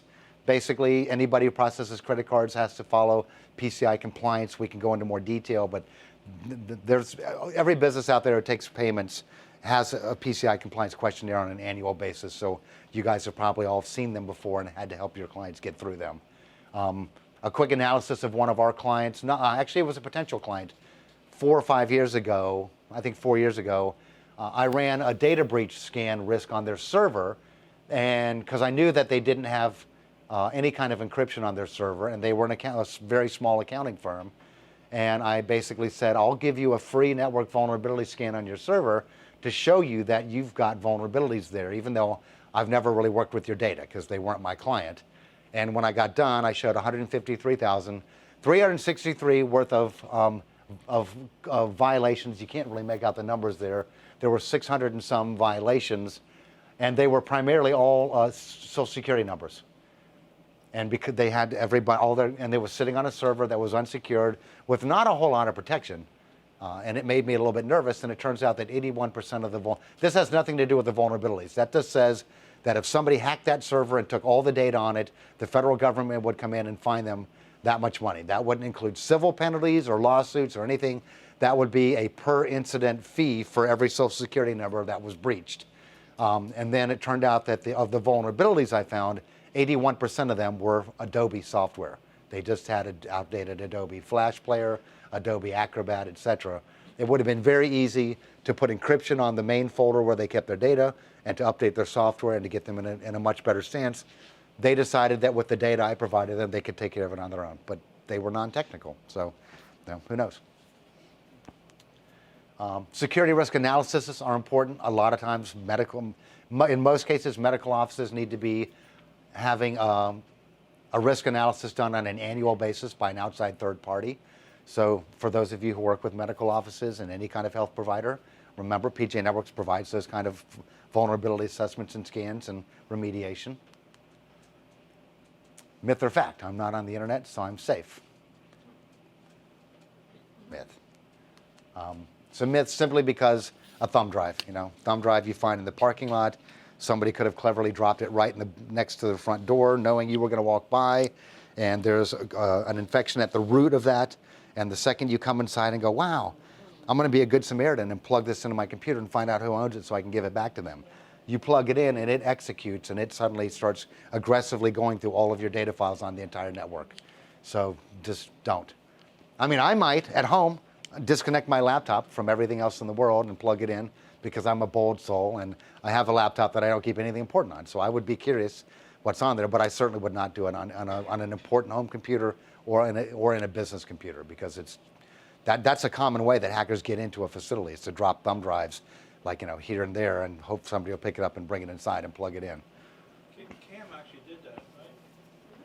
Yeah, you did it. With the know before, right? When using know before.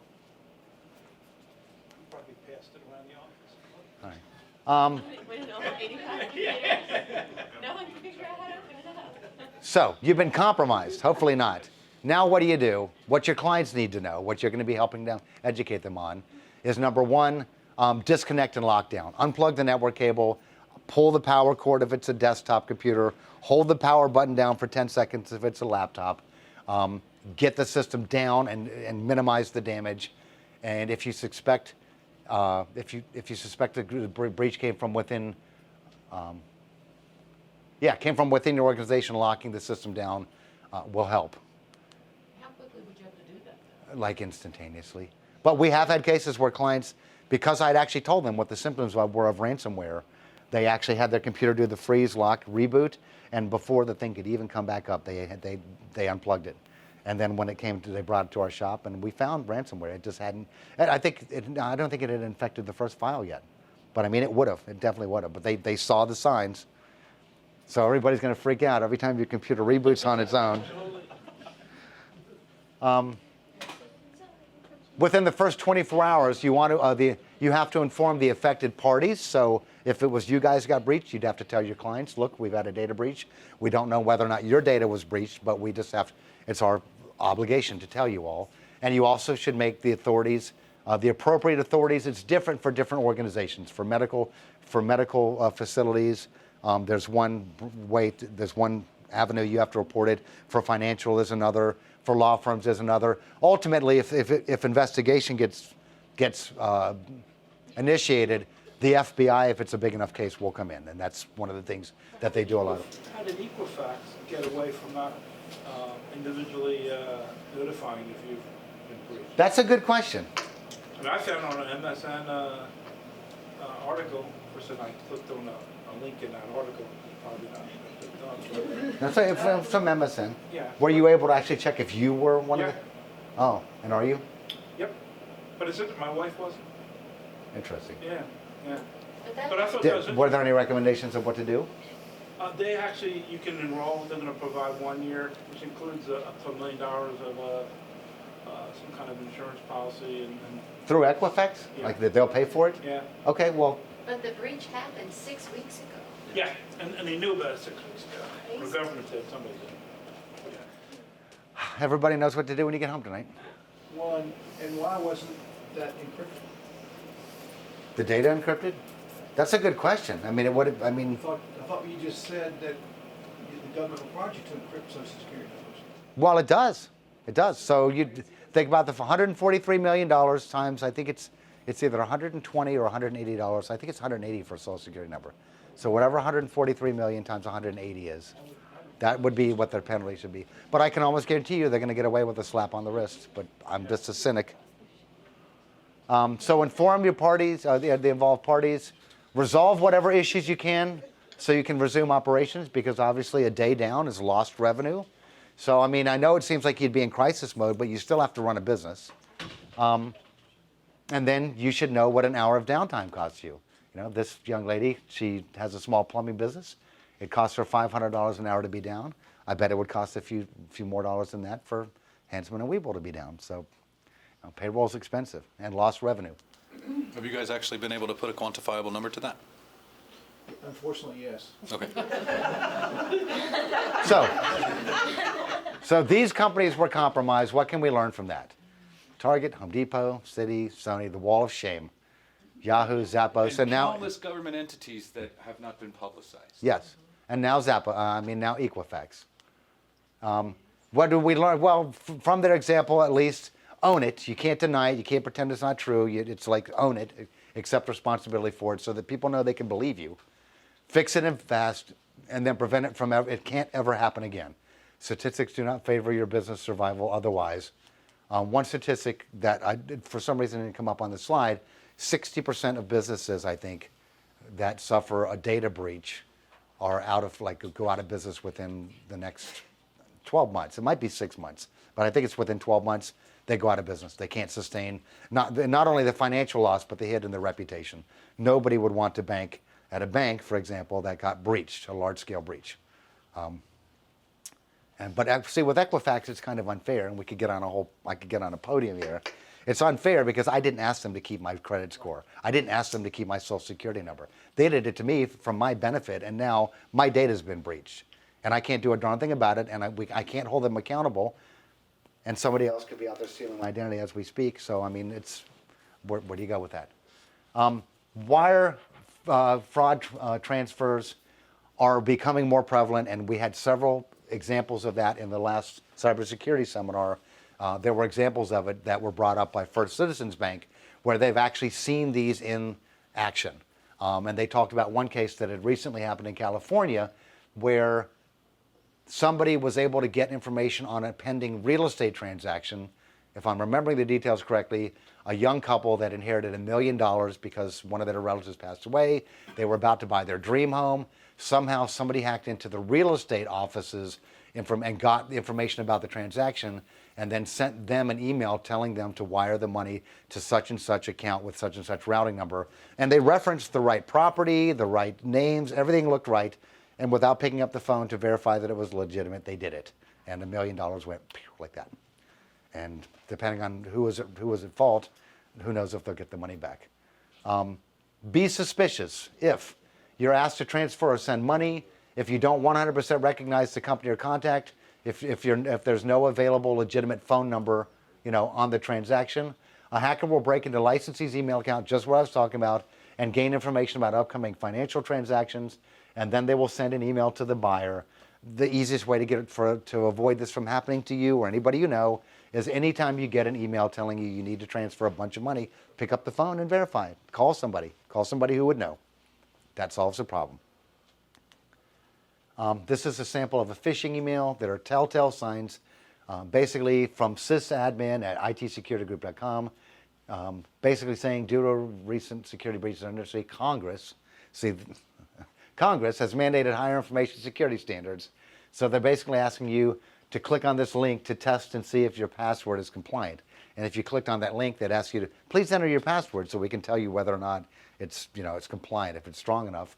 And then somebody's got your password. So the tells on this are, and a good spam filter would have weeded this out in a heartbeat. Subject and sender don't look legitimate. They're totally ambiguous. Supposed authority, Congress has mandated that we have to do such and such. Asking for your password, very, very, very big telltale. Most banks, financial institutions, everybody nowadays basically says we will never ask you to reveal your password in an email.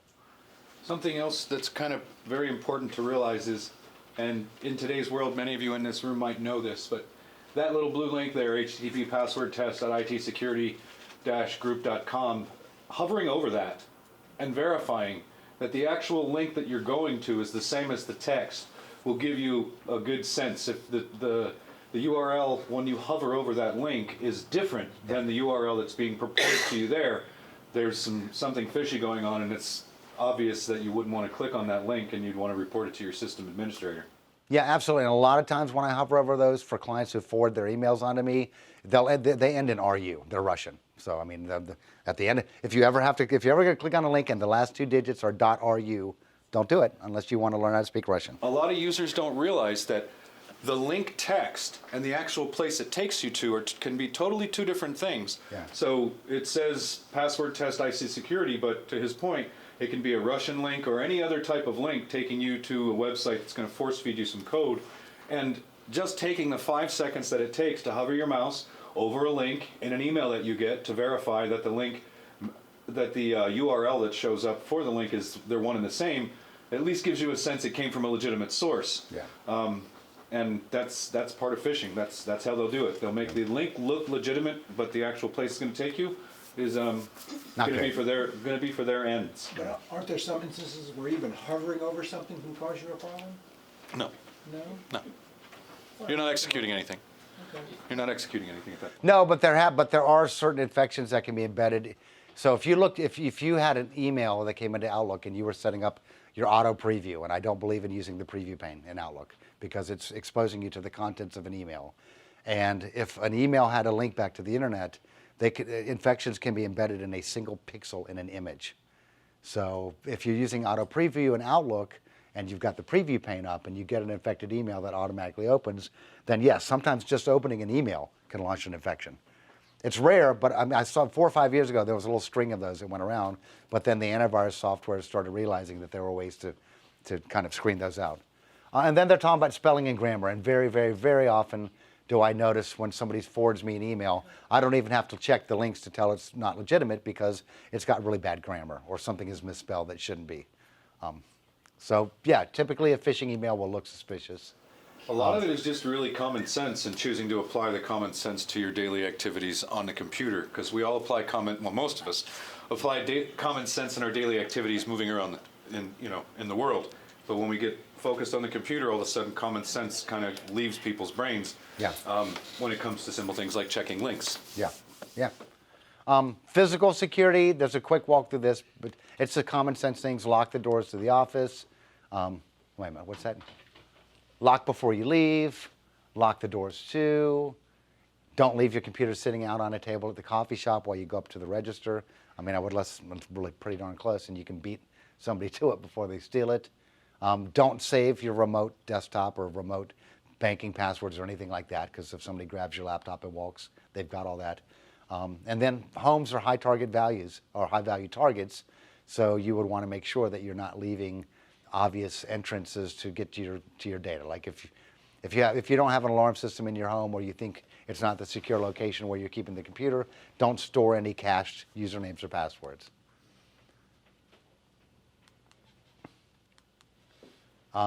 Quick example, indications of malware. You get a pop-up from a program you don't have. Slow browsing. God, I had one of those. Yeah. Redirected web browsing. That's where you do a Google search for maybe like lawnmowers, and then you see a link and you're like, oh, I want to go to check Lowe's out. And when you click on it, it takes you to Bubba's Lawnmowers. It's like it's not what you came up in your Google. That's called a redirect. So, you know, if you start doing Google searches and you're clicking on links that aren't taking you where you thought you were going, that's a redirect, and it's not necessarily infecting you, but it's taking you where they want you to go. So you'd want to let Mike know so he could get that cleaned up for you. And sometimes it's a DNS redirect where your computer is getting addresses from a fake source. And then pop-up messages. Congratulations. This is one that I personally put on here because it rubs me the wrong way when I see pictures of famous actors like, you know, Michael Douglas. You know, he's gone at 72. Notice it says sponsored. That's the dead giveaway. It ambiguously implies that Michael Douglas has passed away when he actually had not. You know, even I was, because I like the actor, I was tempted to click on it, but then I was like, wait a minute, this is on the right-hand side of Facebook. I'm not going to click on it. AKA clickbait. Yeah. So I just Google, you know, is Michael Douglas dead? And Snopes was like, no, there have been all kinds. And then it was Michael Douglas, it was Arnold Schwarzenegger, it was the Hulk, Hulk Hogan, it was all these. But I mean, they always say Sylvester Stallone. It's like, you know, all the actors are like, oh, he died, and your emotional response is to just click on it before you think. That's where you get the nastiest infections. I'm not kidding you.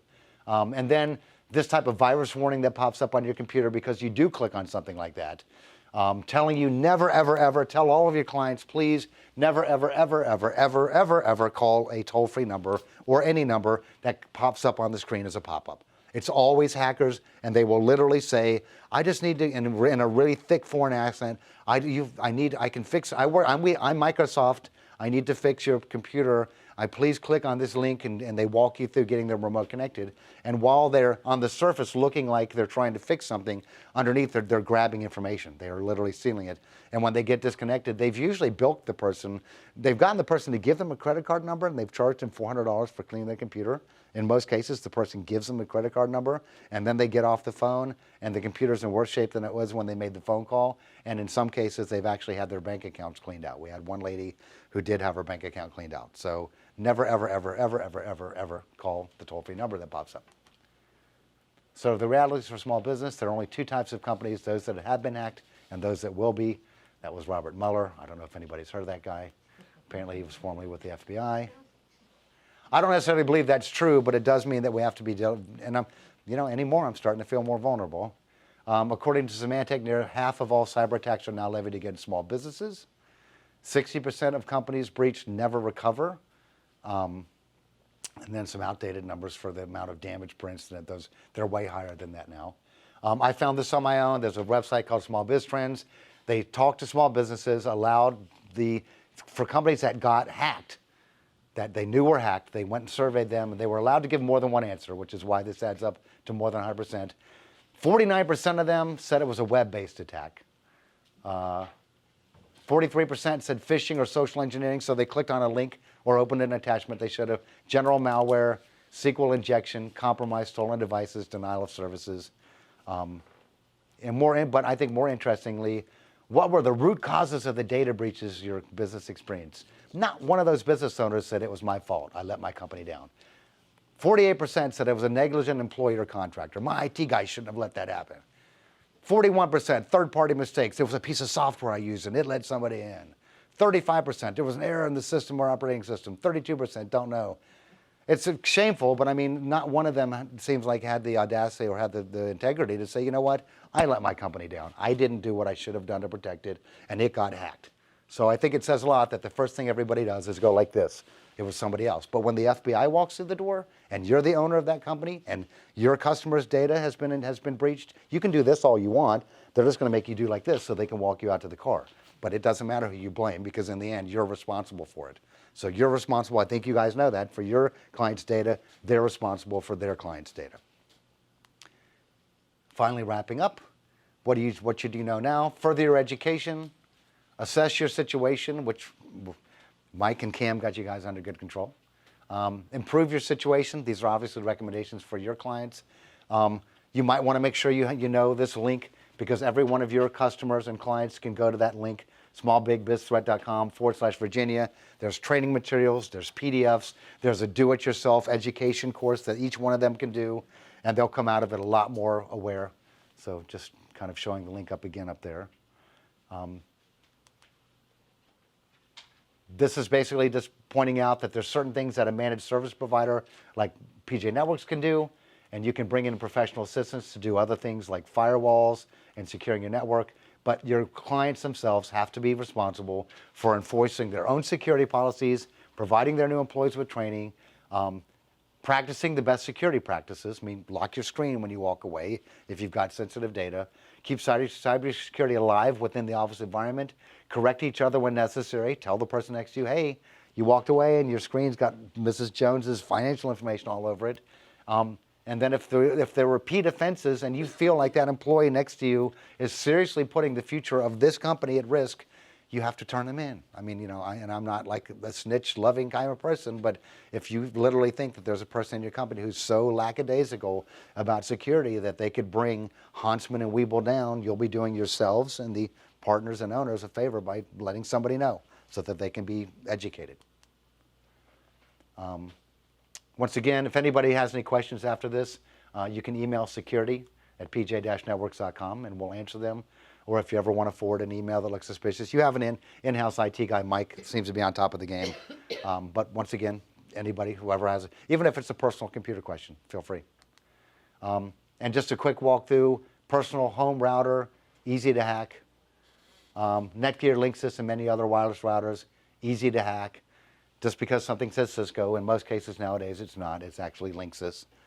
How to hack a TP-Link router. This was a free YouTube video. I could have watched it and in 3 minutes learned how to hack somebody's home TP-Link router. I don't know how to hack them, but I mean, if I wanted to, I could learn in 3 minutes. Once again, how to hack any TP-Link router. So It's just taking advantage of the weak. So if you Hashing algorithms. Yeah. So if you see clients of yours out in the field that have these home-looking routers that just don't look like they're business class, tell them that they really need to be doing better than that. Was that hack a TP-Link with a cell phone? Yes. With WPS Connect, yeah, with a cell phone.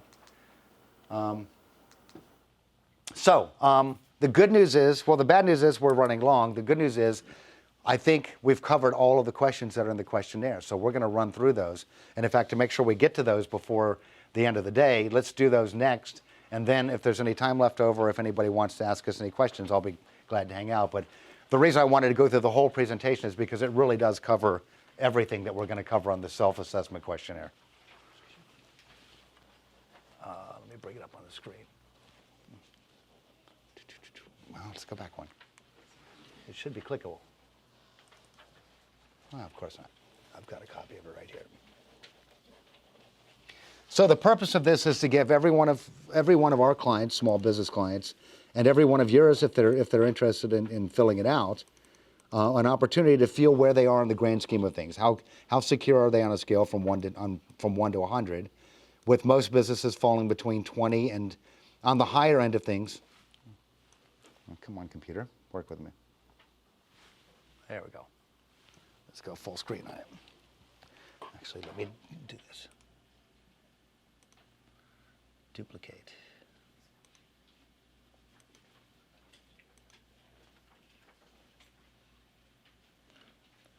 All right. There it goes. Okay, and I put glasses down somewhere. I right in front of me. Okay, so the first question, so there are 19 questions. The first one weighing the heaviest because I think how much, and this, it's up to your clients to be honest with you and to be honest with themselves. Anybody could lie their way through this and say that they're a 10 or a 5 on every single question. The same way many companies, lie their way through their PCI compliance self-questionnaires. You know, a lot of banking institutions, credit card processors will simply allow a client every year to fill out a questionnaire. And everybody knows that if you answer no, like every question has to be answered with a yes, because if you answer a no to any one of those questions, then they won't give you a pass on PCI compliance, and you have to pay more every month. Yes, sir. The same is true on like cybersecurity insurance. Big time. If you try to buy that, or if our clients are trying to buy it and they get a questionnaire and they answer it the way they think That they want it it answered. should be answered so that they, either get a good rate or whatever. If they don't answer it correctly and they have a breach, they're not gonna pay. Yes, right. Because that's the first thing they're gonna go back to and says, well, you said you had this, this, and this in that Absolutely. questionnaire. And You didn't have that, so we're not gonna pay. Yeah, that's exactly right. And one of those questions is usually, has your company within the last year or two or 24 months had a third-party vulnerability assessment to verify that you're secure? Another one of those questions is, are you using some form of encryption to store your client-sensitive data or credit card numbers? And so if they said yes, that's a good example. So if they said yes on the form, and then 3 months later they got breached and they've got $1 million cybersecurity insurance policy, and then that company comes in to investigate and says, well, you said on the form that your data was encrypted. Oh, I thought it meant that was my data cryptic. Oh, encrypted, I don't know what that is. Well, boom, the claim is thrown out the window, they're off the hook. So, I mean, people think they're getting one over on the cybersecurity insurance, but in the end, the only person who's going to suffer is going to be the person who's lying on the form. So the first question on a scale from 1 to 10 being the high 10, always 10 highest rating, 1's lowest. In some cases, there are zeros.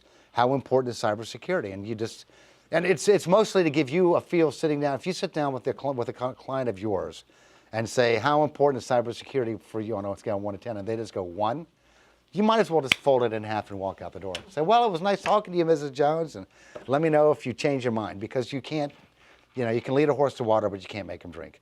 On the other hand, if they go 10 on that first question, as you go through the other questions and there are areas that they're really lacking in, they can say, well, I don't really care, and you can say, well, that's interesting because you said at the beginning that you were interested as a 10, and now every time you've had an opportunity to improve something, you're saying you don't want to do it. So maybe we should go back to that first question and make it a 5, because you really, and it's not calling them a liar, it's just being, it's one of those areas in life that you can't BS your way out of it. You either give a darn or you don't. So what level of secrecy is being forced? Like I said, these questions were really literally made to be end user friendly. So, whether you're keeping passwords, no passwords are being used to protect data. Everyone uses the same. We see this all the time where 4 people in a small business, everybody logs in as administrator with the same password because whoever set up the network didn't know enough to set up individual user accounts. I'm sure Mike's seen that in smaller businesses too. So everybody's logging in with administrator and the same password. I'll give you a 1 simply because there's a password. All user accounts are unique, but they all use the same password. User accounts and passwords are unique for each user, but they know each other's passwords. User accounts and passwords are unique for each user and kept private. The password's unique and complex for each user and kept private. They get a 5. So in order to get a 5, they have to do everything just right. Question 3, what level of password complexity? Once again, I think fairly self-explanatory. Anything can be used for a password regardless of length or complexity. They must be at least 8 characters long would get you a 1. 8 characters long and cannot be names or dictionary words. That would be a 2. Passwords must be at least 12 characters long and use complexity. That would be a 3. They must be at least 16 characters long and use complexity. That's a 4. They must be at least 16 characters long and are randomly generated. That would give you a 5. Once again, there's probably going to be a little bit of judgment call. If you ask your client, well, how are you generating passwords? Well, it's 47 characters long, and it's the first initial of every one of my grandchildren. Okay, well, that doesn't have to be randomly generated. That's pretty good. But once again, you get a sense from 0 to 5 how secure they are with their passwords. And as we go through these questions, this is the place where if something's not clear, just raise your hand and we'll stop and make sure that you're clear. What level of security has been implemented within your organization to separate different kinds of information, financial from legal, from medical, from HR, and then access to it? No security organization, everyone can access everything. That's a 0. Data is organized by type, but no specific permissions have been set. But at least you've separated the data, which gives the potential for encrypting something. Data is organized by type, and staff is allowed to access it based on the need for each type of data. That's a 4. Data is organized by type, access is assigned by user, and access is monitored and logged, meaning that there's folder security monitoring going on so that if somebody's getting into the wrong areas, it's easy to go back later and be able to verify that. So that's the highest level of security. What level and/or type of internet web filtering is being used? None. Web browsing is not restricted, monitored, or filtered in any way. That most of your clients are going to be in that boat. Number 1, minimal. Employees are told what websites are acceptable and expected to comply. Light, antivirus software on the computer system blocks users from infected websites. A lot of good antivirus will do that, for example. It'll, like Viper Internet Security, has a huge list of online websites that it knows that if you try to go to them, they're infected, so that it'll block you. Medium, software on each workstation blocks websites by category and reputation, so you could say we don't want people going to gambling sites, porn sites, or disreputable sites. Heavy, a gateway unified threat management, so some sort of a firewall and web filtering appliances being used to manage the network internet connectivity, which means you've got logs that you can go back to later. And then maximum, a unified threat management appliance only allows users to visit approved websites. All others are blocked. And I did have to put in one like that for a client one time that was really, really upset with his employees for watching ESPN when he had customers walking out on his retail sales floor. So when we put in the web filter, he said, block all internet access except for these 12 websites that they need to get to. And then we fluffed that out to like another dozen.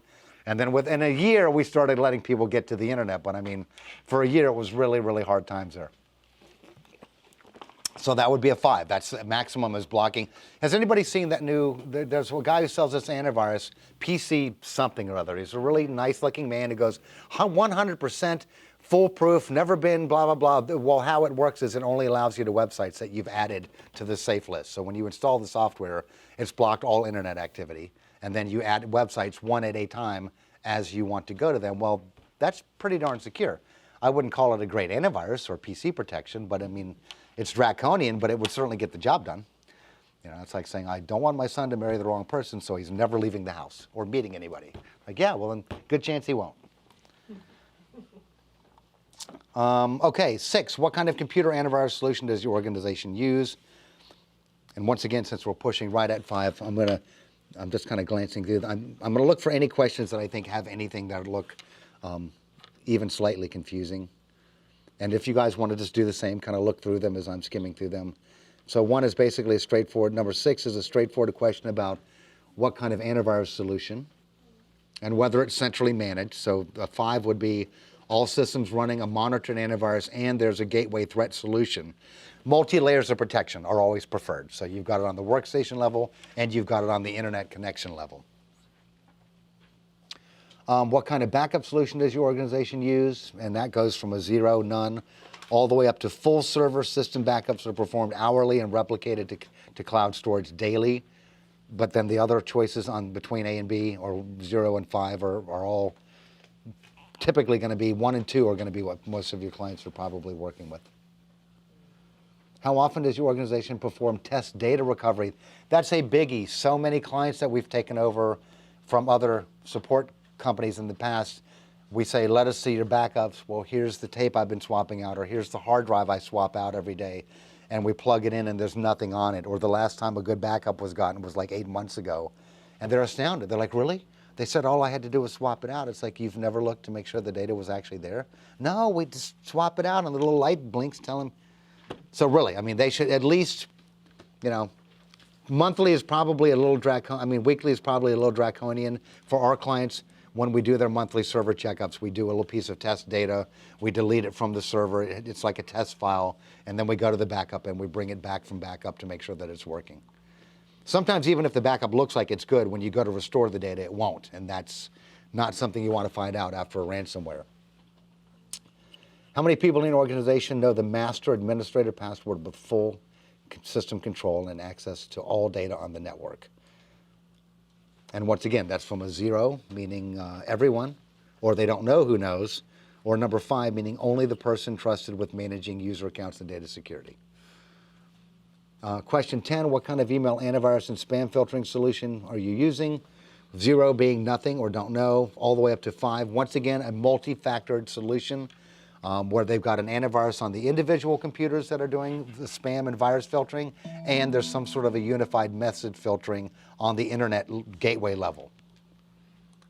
And Mike, do you guys have something on that level, right? Between you and the internet? I figured you would. Number 11, is user access control turned on for the workstations? And then I give you an explanation. It's the notification that pops up whenever you install software or make changes to the computer system. You can tell pretty easily. I mean, if you go to download a piece of software from the internet, even if it's some little freebie or whatever, and then you go to install it, if you get a pop-up on your computer saying you need administrator permission to install this, that's user access control. If people can install anything they want willy-nilly, those are the clients that we get the most virus cleanup work from. At least turning on user access control means they'll get a warning before they get infected. And ransomware will pop up the warning before it installs itself, so that's really a telltale sign. If you get that warning and it says, I'm about to change something on your computer, and you didn't expect that, then that's click no and don't do it. Number 12, what kind of internet firewall does your organization use? Once again, 1 being a don't know, 2 being an easy modem router provided by the internet service provider, which is certainly better than nothing. Using a wireless or home personal firewall router, we'll give them a 3, simply because if they're not a high-profile target, chances are, the numbers are in their favor that they're not going to have anybody sitting outside trying to hack them. Going all the way up to a business-class firewall solution, that's a 5. Who is allowed to connect to their personal devices to your wireless network connection? And a 0 being anyone, it requires nothing, it's wide open, anybody walking down the street can get into it. And number 4, only to a dedicated guest access wireless protection like you guys have, which also has a guest passcode, it's not just wide open. And then 5, which is very draconian, no one is allowed to connect personal devices to our wireless network. But I mean, if you're letting guests do it, then chances are you're letting, you should let your employees do it as well, as long as it's guest access. So technically that, number 4 probably should count as a 5 as well, but we're shooting for a maximum to minimum, and maximum would be no personal devices. Number 14, who is allowed to connect flash drives or thumb drives to their computers at the office? Most businesses have no restriction policy. Anybody can plug any thumb drive. That's the probably number 1 way that employees walk away with data, because they don't have to send it via an email or leave a trace. They plug a thumb drive in their computer, they download a bunch of client contracts, they stick it in their pocket, and they walk out the door. And then the strongest one, only authorized members of the staff using a company-owned flash drive on certain computers. So they can be locked down via group policy, so maybe only 1 computer in each department or 1 person in each office has access to the thumb drive, so that you can control which data comes and goes from the network. 15, how is financial, medical, and or personal identifying information stored on your computers, and what kind of security is in place to protect it? Number 1, first one, which is a 0 on the scale from 1 to 0 to 5, it might be found on any computer with no protection or security in place, and that works its way all the way up to all of the data of this type is consolidated and kept on a single encrypted hard drive in a secure location. That would get you a 5. And the federal government does have something called safe harbor. If they go in to do a security audit, especially if it's a HIPAA compliance, and you have like social security numbers or patient data or driver's license numbers, and it's kept in an encrypted location on your network, you get what's called safe harbor. It's a safe pass. They're not going to find you for that because you did due diligence to protect that data. What software-based firewall or Windows or third party is running on your computers to protect against the internal spread of a worm virus or hostile attack from another computer on your network? WannaCry is the first virus we've seen in a long time that was actually trying to worm its way to other computers. All of these crypto walls and ransomwares you've been hearing about for years were all one hits. One email came in, hit a target, they opened it, they infected the entire network or compromised all the data, but it did not spread itself to other computers on the network. WannaCry actually would go out and start looking for other computers on the network to infect, which is why it spread so quickly. You know, that wasn't 200 million emails that went out to infect people. That was probably 1,000 emails that went out to infect 200 million computers. And it was specifically looking for the unpublicized vulnerability in the Microsoft operating system that Microsoft didn't even know about. So it was literally able to walk through all these machines. Yes, yeah. Because they weren't patched. With nobody even suspecting that it was happening until the damage was done. So basically from a 0 being Windows firewalls turned off on all computers to avoid software issues, that's the lazy way out. We see that a lot, where somebody was trying to install QuickBooks or some other application and they couldn't get it open, they couldn't get it to work because the firewall ports needed to be opened properly, and they just turned the Windows firewall off. Well, now you've got a computer that's just sitting there vulnerable to anything that wanders along. Unknown but not intentionally turned off, that's a 2 out of 5. Windows other firewall turned on for most systems, turned off on others, that's a 3. Windows other firewall turned on for all computer systems, a 4. Turned on and monitored on all systems on the network, that gets you a 5. I think we're 3 more questions. How are Microsoft Windows updates managed and installed in your organization on your organization's computer systems? Answer number 0, unknown. Works its way all the way up to Windows and Microsoft updates are managed and monitored network-wide from a console, either in-house or by a professional managed IT solution provider. For smaller businesses, you can get by with one person who's tech savvy, manually eyeballing each computer, let's say once a week, to make sure they're staying up to date.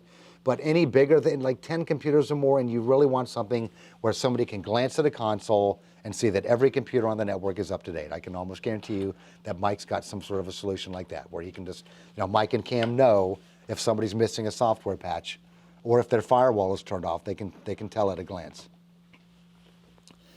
Question 18, how are third-party software updates, Adobe, Java, iTunes, those are, the first 2 are biggies, managed and installed on your organization's computer systems? A 0 is unknown. 2, we install software updates when prompted by the software programs. That's better than nothing. 4 points for we use software, antivirus, or other packages to check for updates and prompt us to install. 5, third-party software updates are managed and monitored network-wide from a console by our IT service provider or by somebody in-house. And the final question is, what ongoing training, and this is a biggie, another biggie, what ongoing training and data security awareness does your organization provide to your employees in order to ensure they are knowledgeable, aware, and diligent in their data security practices? None gets them a 0. We hold annual data security meetings and training sessions, jumps them all the way up to a 2, because you'd be surprised how many companies don't do anything. Each employee is provided with a training manual upon joining our organization. That would be a 3. And hopefully that's in conjunction with an annual training session. We provide cybersecurity training manuals to new employees and hold quarterly meetings. That would be 4. That would be pretty good, better than the average. And finally, we provide access to online training resources. We test employee security awareness and knowledge with quizzes and tests. We have monthly meetings to discuss data security and best practices. And if not monthly meetings, then maybe monthly memos, I think would be good enough. So the idea here is not to make your own clients feel guilty or feel negligent in any way.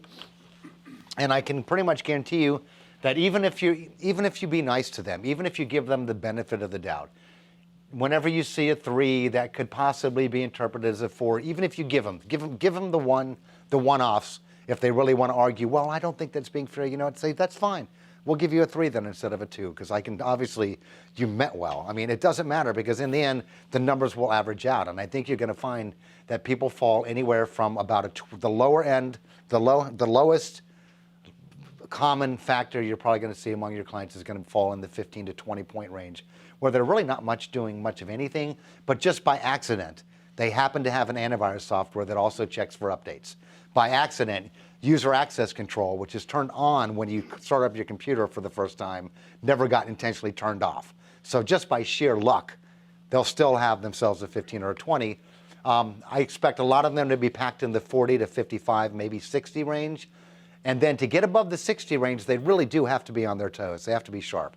I imagine, you guys here are probably in the 95 range because some of the stuff that's required is this. It's assuming that you're having certain services provided by an outside source and certain services on an inside source. To be honest, I wouldn't expect anybody but somebody like a credit union or a bank, except for BB&T. Sorry. We had an employee who a lot of our cybersecurity groundwork was done, who used to work for a credit union, and so he used to have to go through annual audits where the government would come in and audit them for security. And so a lot of the guidelines we have for our enhanced security policy framework were literally a list that he gave me of all the things that they would come in and check for. So a credit union has to hold the standards that are insanely high. They would probably get a 95 to 100. Somebody like you guys hitting an 85 or 90, which I don't doubt you guys do, is phenomenal. Any client of yours that does better than 80 is doing really, really well in the grand scheme of things. I really do expect most of them are going to fall in that 50 to 60 range. So don't make them freak out, and don't get alarmed if they're hitting a 60, because in the grand scheme of things, a 60 is pretty good.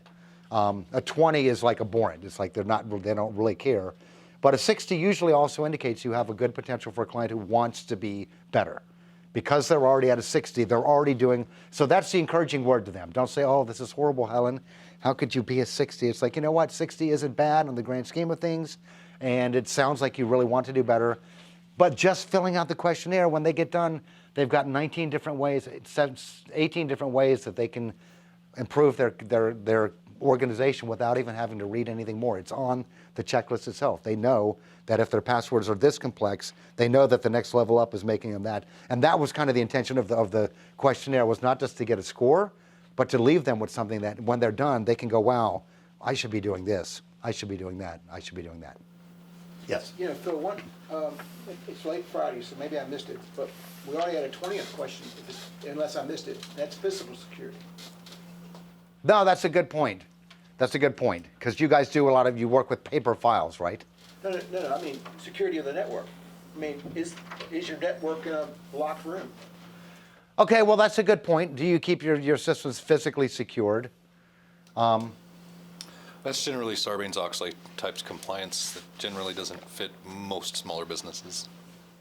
I mean, for example, and I think in my brain, why the reason it's separated is because when you do HIPAA compliance, there's 3 different areas, and one of them is physical security. And so there's technical security, there's physical security, and there's administrative security. Now, what policies and procedures. So I think out of habit, I just didn't even think about that. I was really focusing in on yeah. That's a perfectly legitimate question. And I think I sent you guys the digital, the editable format, so I mean it can easily be dropped on there and swapped out for one of the other questions. Yeah, I definitely want you to have the ability as a firm to take the questionnaire and the way I've evolved the PowerPoint, I was given something to work with. 4 iterations later, it's still similar to what it started with 2 months ago, but a lot of it's changed. But the same thing with this, if the questionnaire gets changed around to suit your needs better, or something that hones in more on where you see your biggest client weaknesses, I have no problem with that. I mean, as long as it's getting the word out and making people stop and think about their security. I mean, there was no question there about do you look for skimmers when you're sticking your debit card? I will be now. No, I never do. I just jam the card in there. Phil gets a 0. I think that's it. The last page was just. Okay, so it's a resummation of that last slide that I kind of breezed through from the PowerPoint. That's pointing out, what can a managed services provider like PJ Networks or one of the other companies in town do? Because we can take a whole lot of that off of the shoulder. Just like you guys can not just do CPA work, but if you want, you have clients that you can do their bookkeeping work too, right? You can do all things all the way down to balancing their checkbook, I imagine, if they wanted you to. And that takes, and if they would understand that, well, that takes the responsibility and puts it on you guys so they can focus on doing what they do. If you're an automotive mechanic, or if you're a lawn landscaper, and you've got a team of landscapers, then why would you want to have one person who's stuck sitting at the computer doing your book work when they can pay you guys to do that, and they can go out and help run the business? And the same thing with this. With IT, either somebody in-house is doing it, like Mike and Cam do for you guys, or nobody's doing it, or you hire somebody from the outside to do it. But it's not even invasive. I mean, when we do managed services for our clients, pretty much the only time they hear from us is either A, we see a problem and we let them know, hey, Susie's computer's running really slow, or Susie's firewall keeps turning itself off and we keep turning it back on. 90%, 95% of the time, there's nothing malicious going on there. It's just Windows being flaky and the firewall keeps turning on and turn it back on. But it means that we're keeping an eye so that if something weird, because we did see a case of ransomware start to rip through a network about 6 or 8 months ago. And as the client called us to tell us that their computer was acting weird, literally my computer just rebooted, and now that it's up, it's running really, really slow. And as they were saying that, the alerts were going off on our computer screen and our monitoring console, telling us that systems were getting, they were protecting themselves, but it was a WannaCry type infection that was trying to push itself out sideways, and the firewalls were alerting us that they were being attacked. So we were able to shut that down pretty quick. And once that one machine was turned off, the alerts turned off. So yeah, there are warning signs that we can see that somebody sitting at the computer wouldn't necessarily know to look at. So technical questions, anything at all? Anything under the sun? Personal computers, home computers, business computers, network environments? Do you anybody think you have clients that'll be interested in learning more about their own cybersecurity, or is it going to be hard to get their attention long enough to? And it's cut and dry stuff sometimes. It's going to be boring. I think this Equifax thing is gonna wake a few people up. Yeah, warning shot across the bow. WannaCry was the same way too. It's almost getting to be overwhelming. It's kind of like, watching it's like the hurricanes. So you have a hurricane come through every 20 years. That's like an earth-shaking thing. Everybody's like, oh, maybe the weather's getting a little bit unstable. You have 2 of them come through in less than 2 weeks from each other, with another one coming up behind it. You start to go, hey, maybe I should start getting some disaster preparedness going on. And I think the same thing is going on. People are learning. I would have never thought that I was going to get, and I knew about skimmers, because Susan Wilkinson was talking about them at one of the presentations and had a handout from First Citizens with pictures of what skimmers look like. And I'm like, oh, I'll have to keep an eye out for that. But I didn't. And once again, I'm assuming that I don't know for sure that that's what happened. It's just the only thing that people at the bank could imagine, how somebody could have called the automated teller system and gotten into my account and done anything. They would have had to have the card number and the PIN number. Well, and they could put some of that thing on the machine at midnight and come back at 6 in the morning and take it off, and a bank employee would never know. Would never know that it was there, and somebody would have driven in there in those 6 hours. Absolutely, agreed. But you said they transferred money from your business account to your personal? Yeah, see, that's for our convenience, my wife and I had it so that my personal banking account has access to our main business checking account, so that as the owner, I can do owner draws and owner deposits online. The danger of it is if somebody gets access to my personal one, they then were able to. I don't still have the whole story straight. I still don't know how they would know what the account numbers were for my business account if they got my. They had to know, Yeah, so I'm still waiting on BB&T to give me a full explanation. They did seem awful happy, like, no, we're just giving you all your money back, and we'll let you know if we find out anything. It's like, but I mean, they've been good to me for 12 years, so I'm give them a chance to. So you want the best news of all? It's Friday. It's the end of the day. The weather's beautiful. It's going to be a great weekend. This is great stuff for clients to know. Keith, it's his passion, network security and all that. He's got it. His brain is like he likes to tickle his thinker with this type of stuff. I'm interested in it to a certain degree, but I have to deal with Exchange servers and SQL servers and all that. That's why I've got experts. But I will say that, when all is said and done, if your clients are more protected, and you guys will feel better about it, if you guys are more knowledgeable when they ask you questions, they're going to feel more comfortable with you knowing that you're giving them good advice, not just financially, but technically.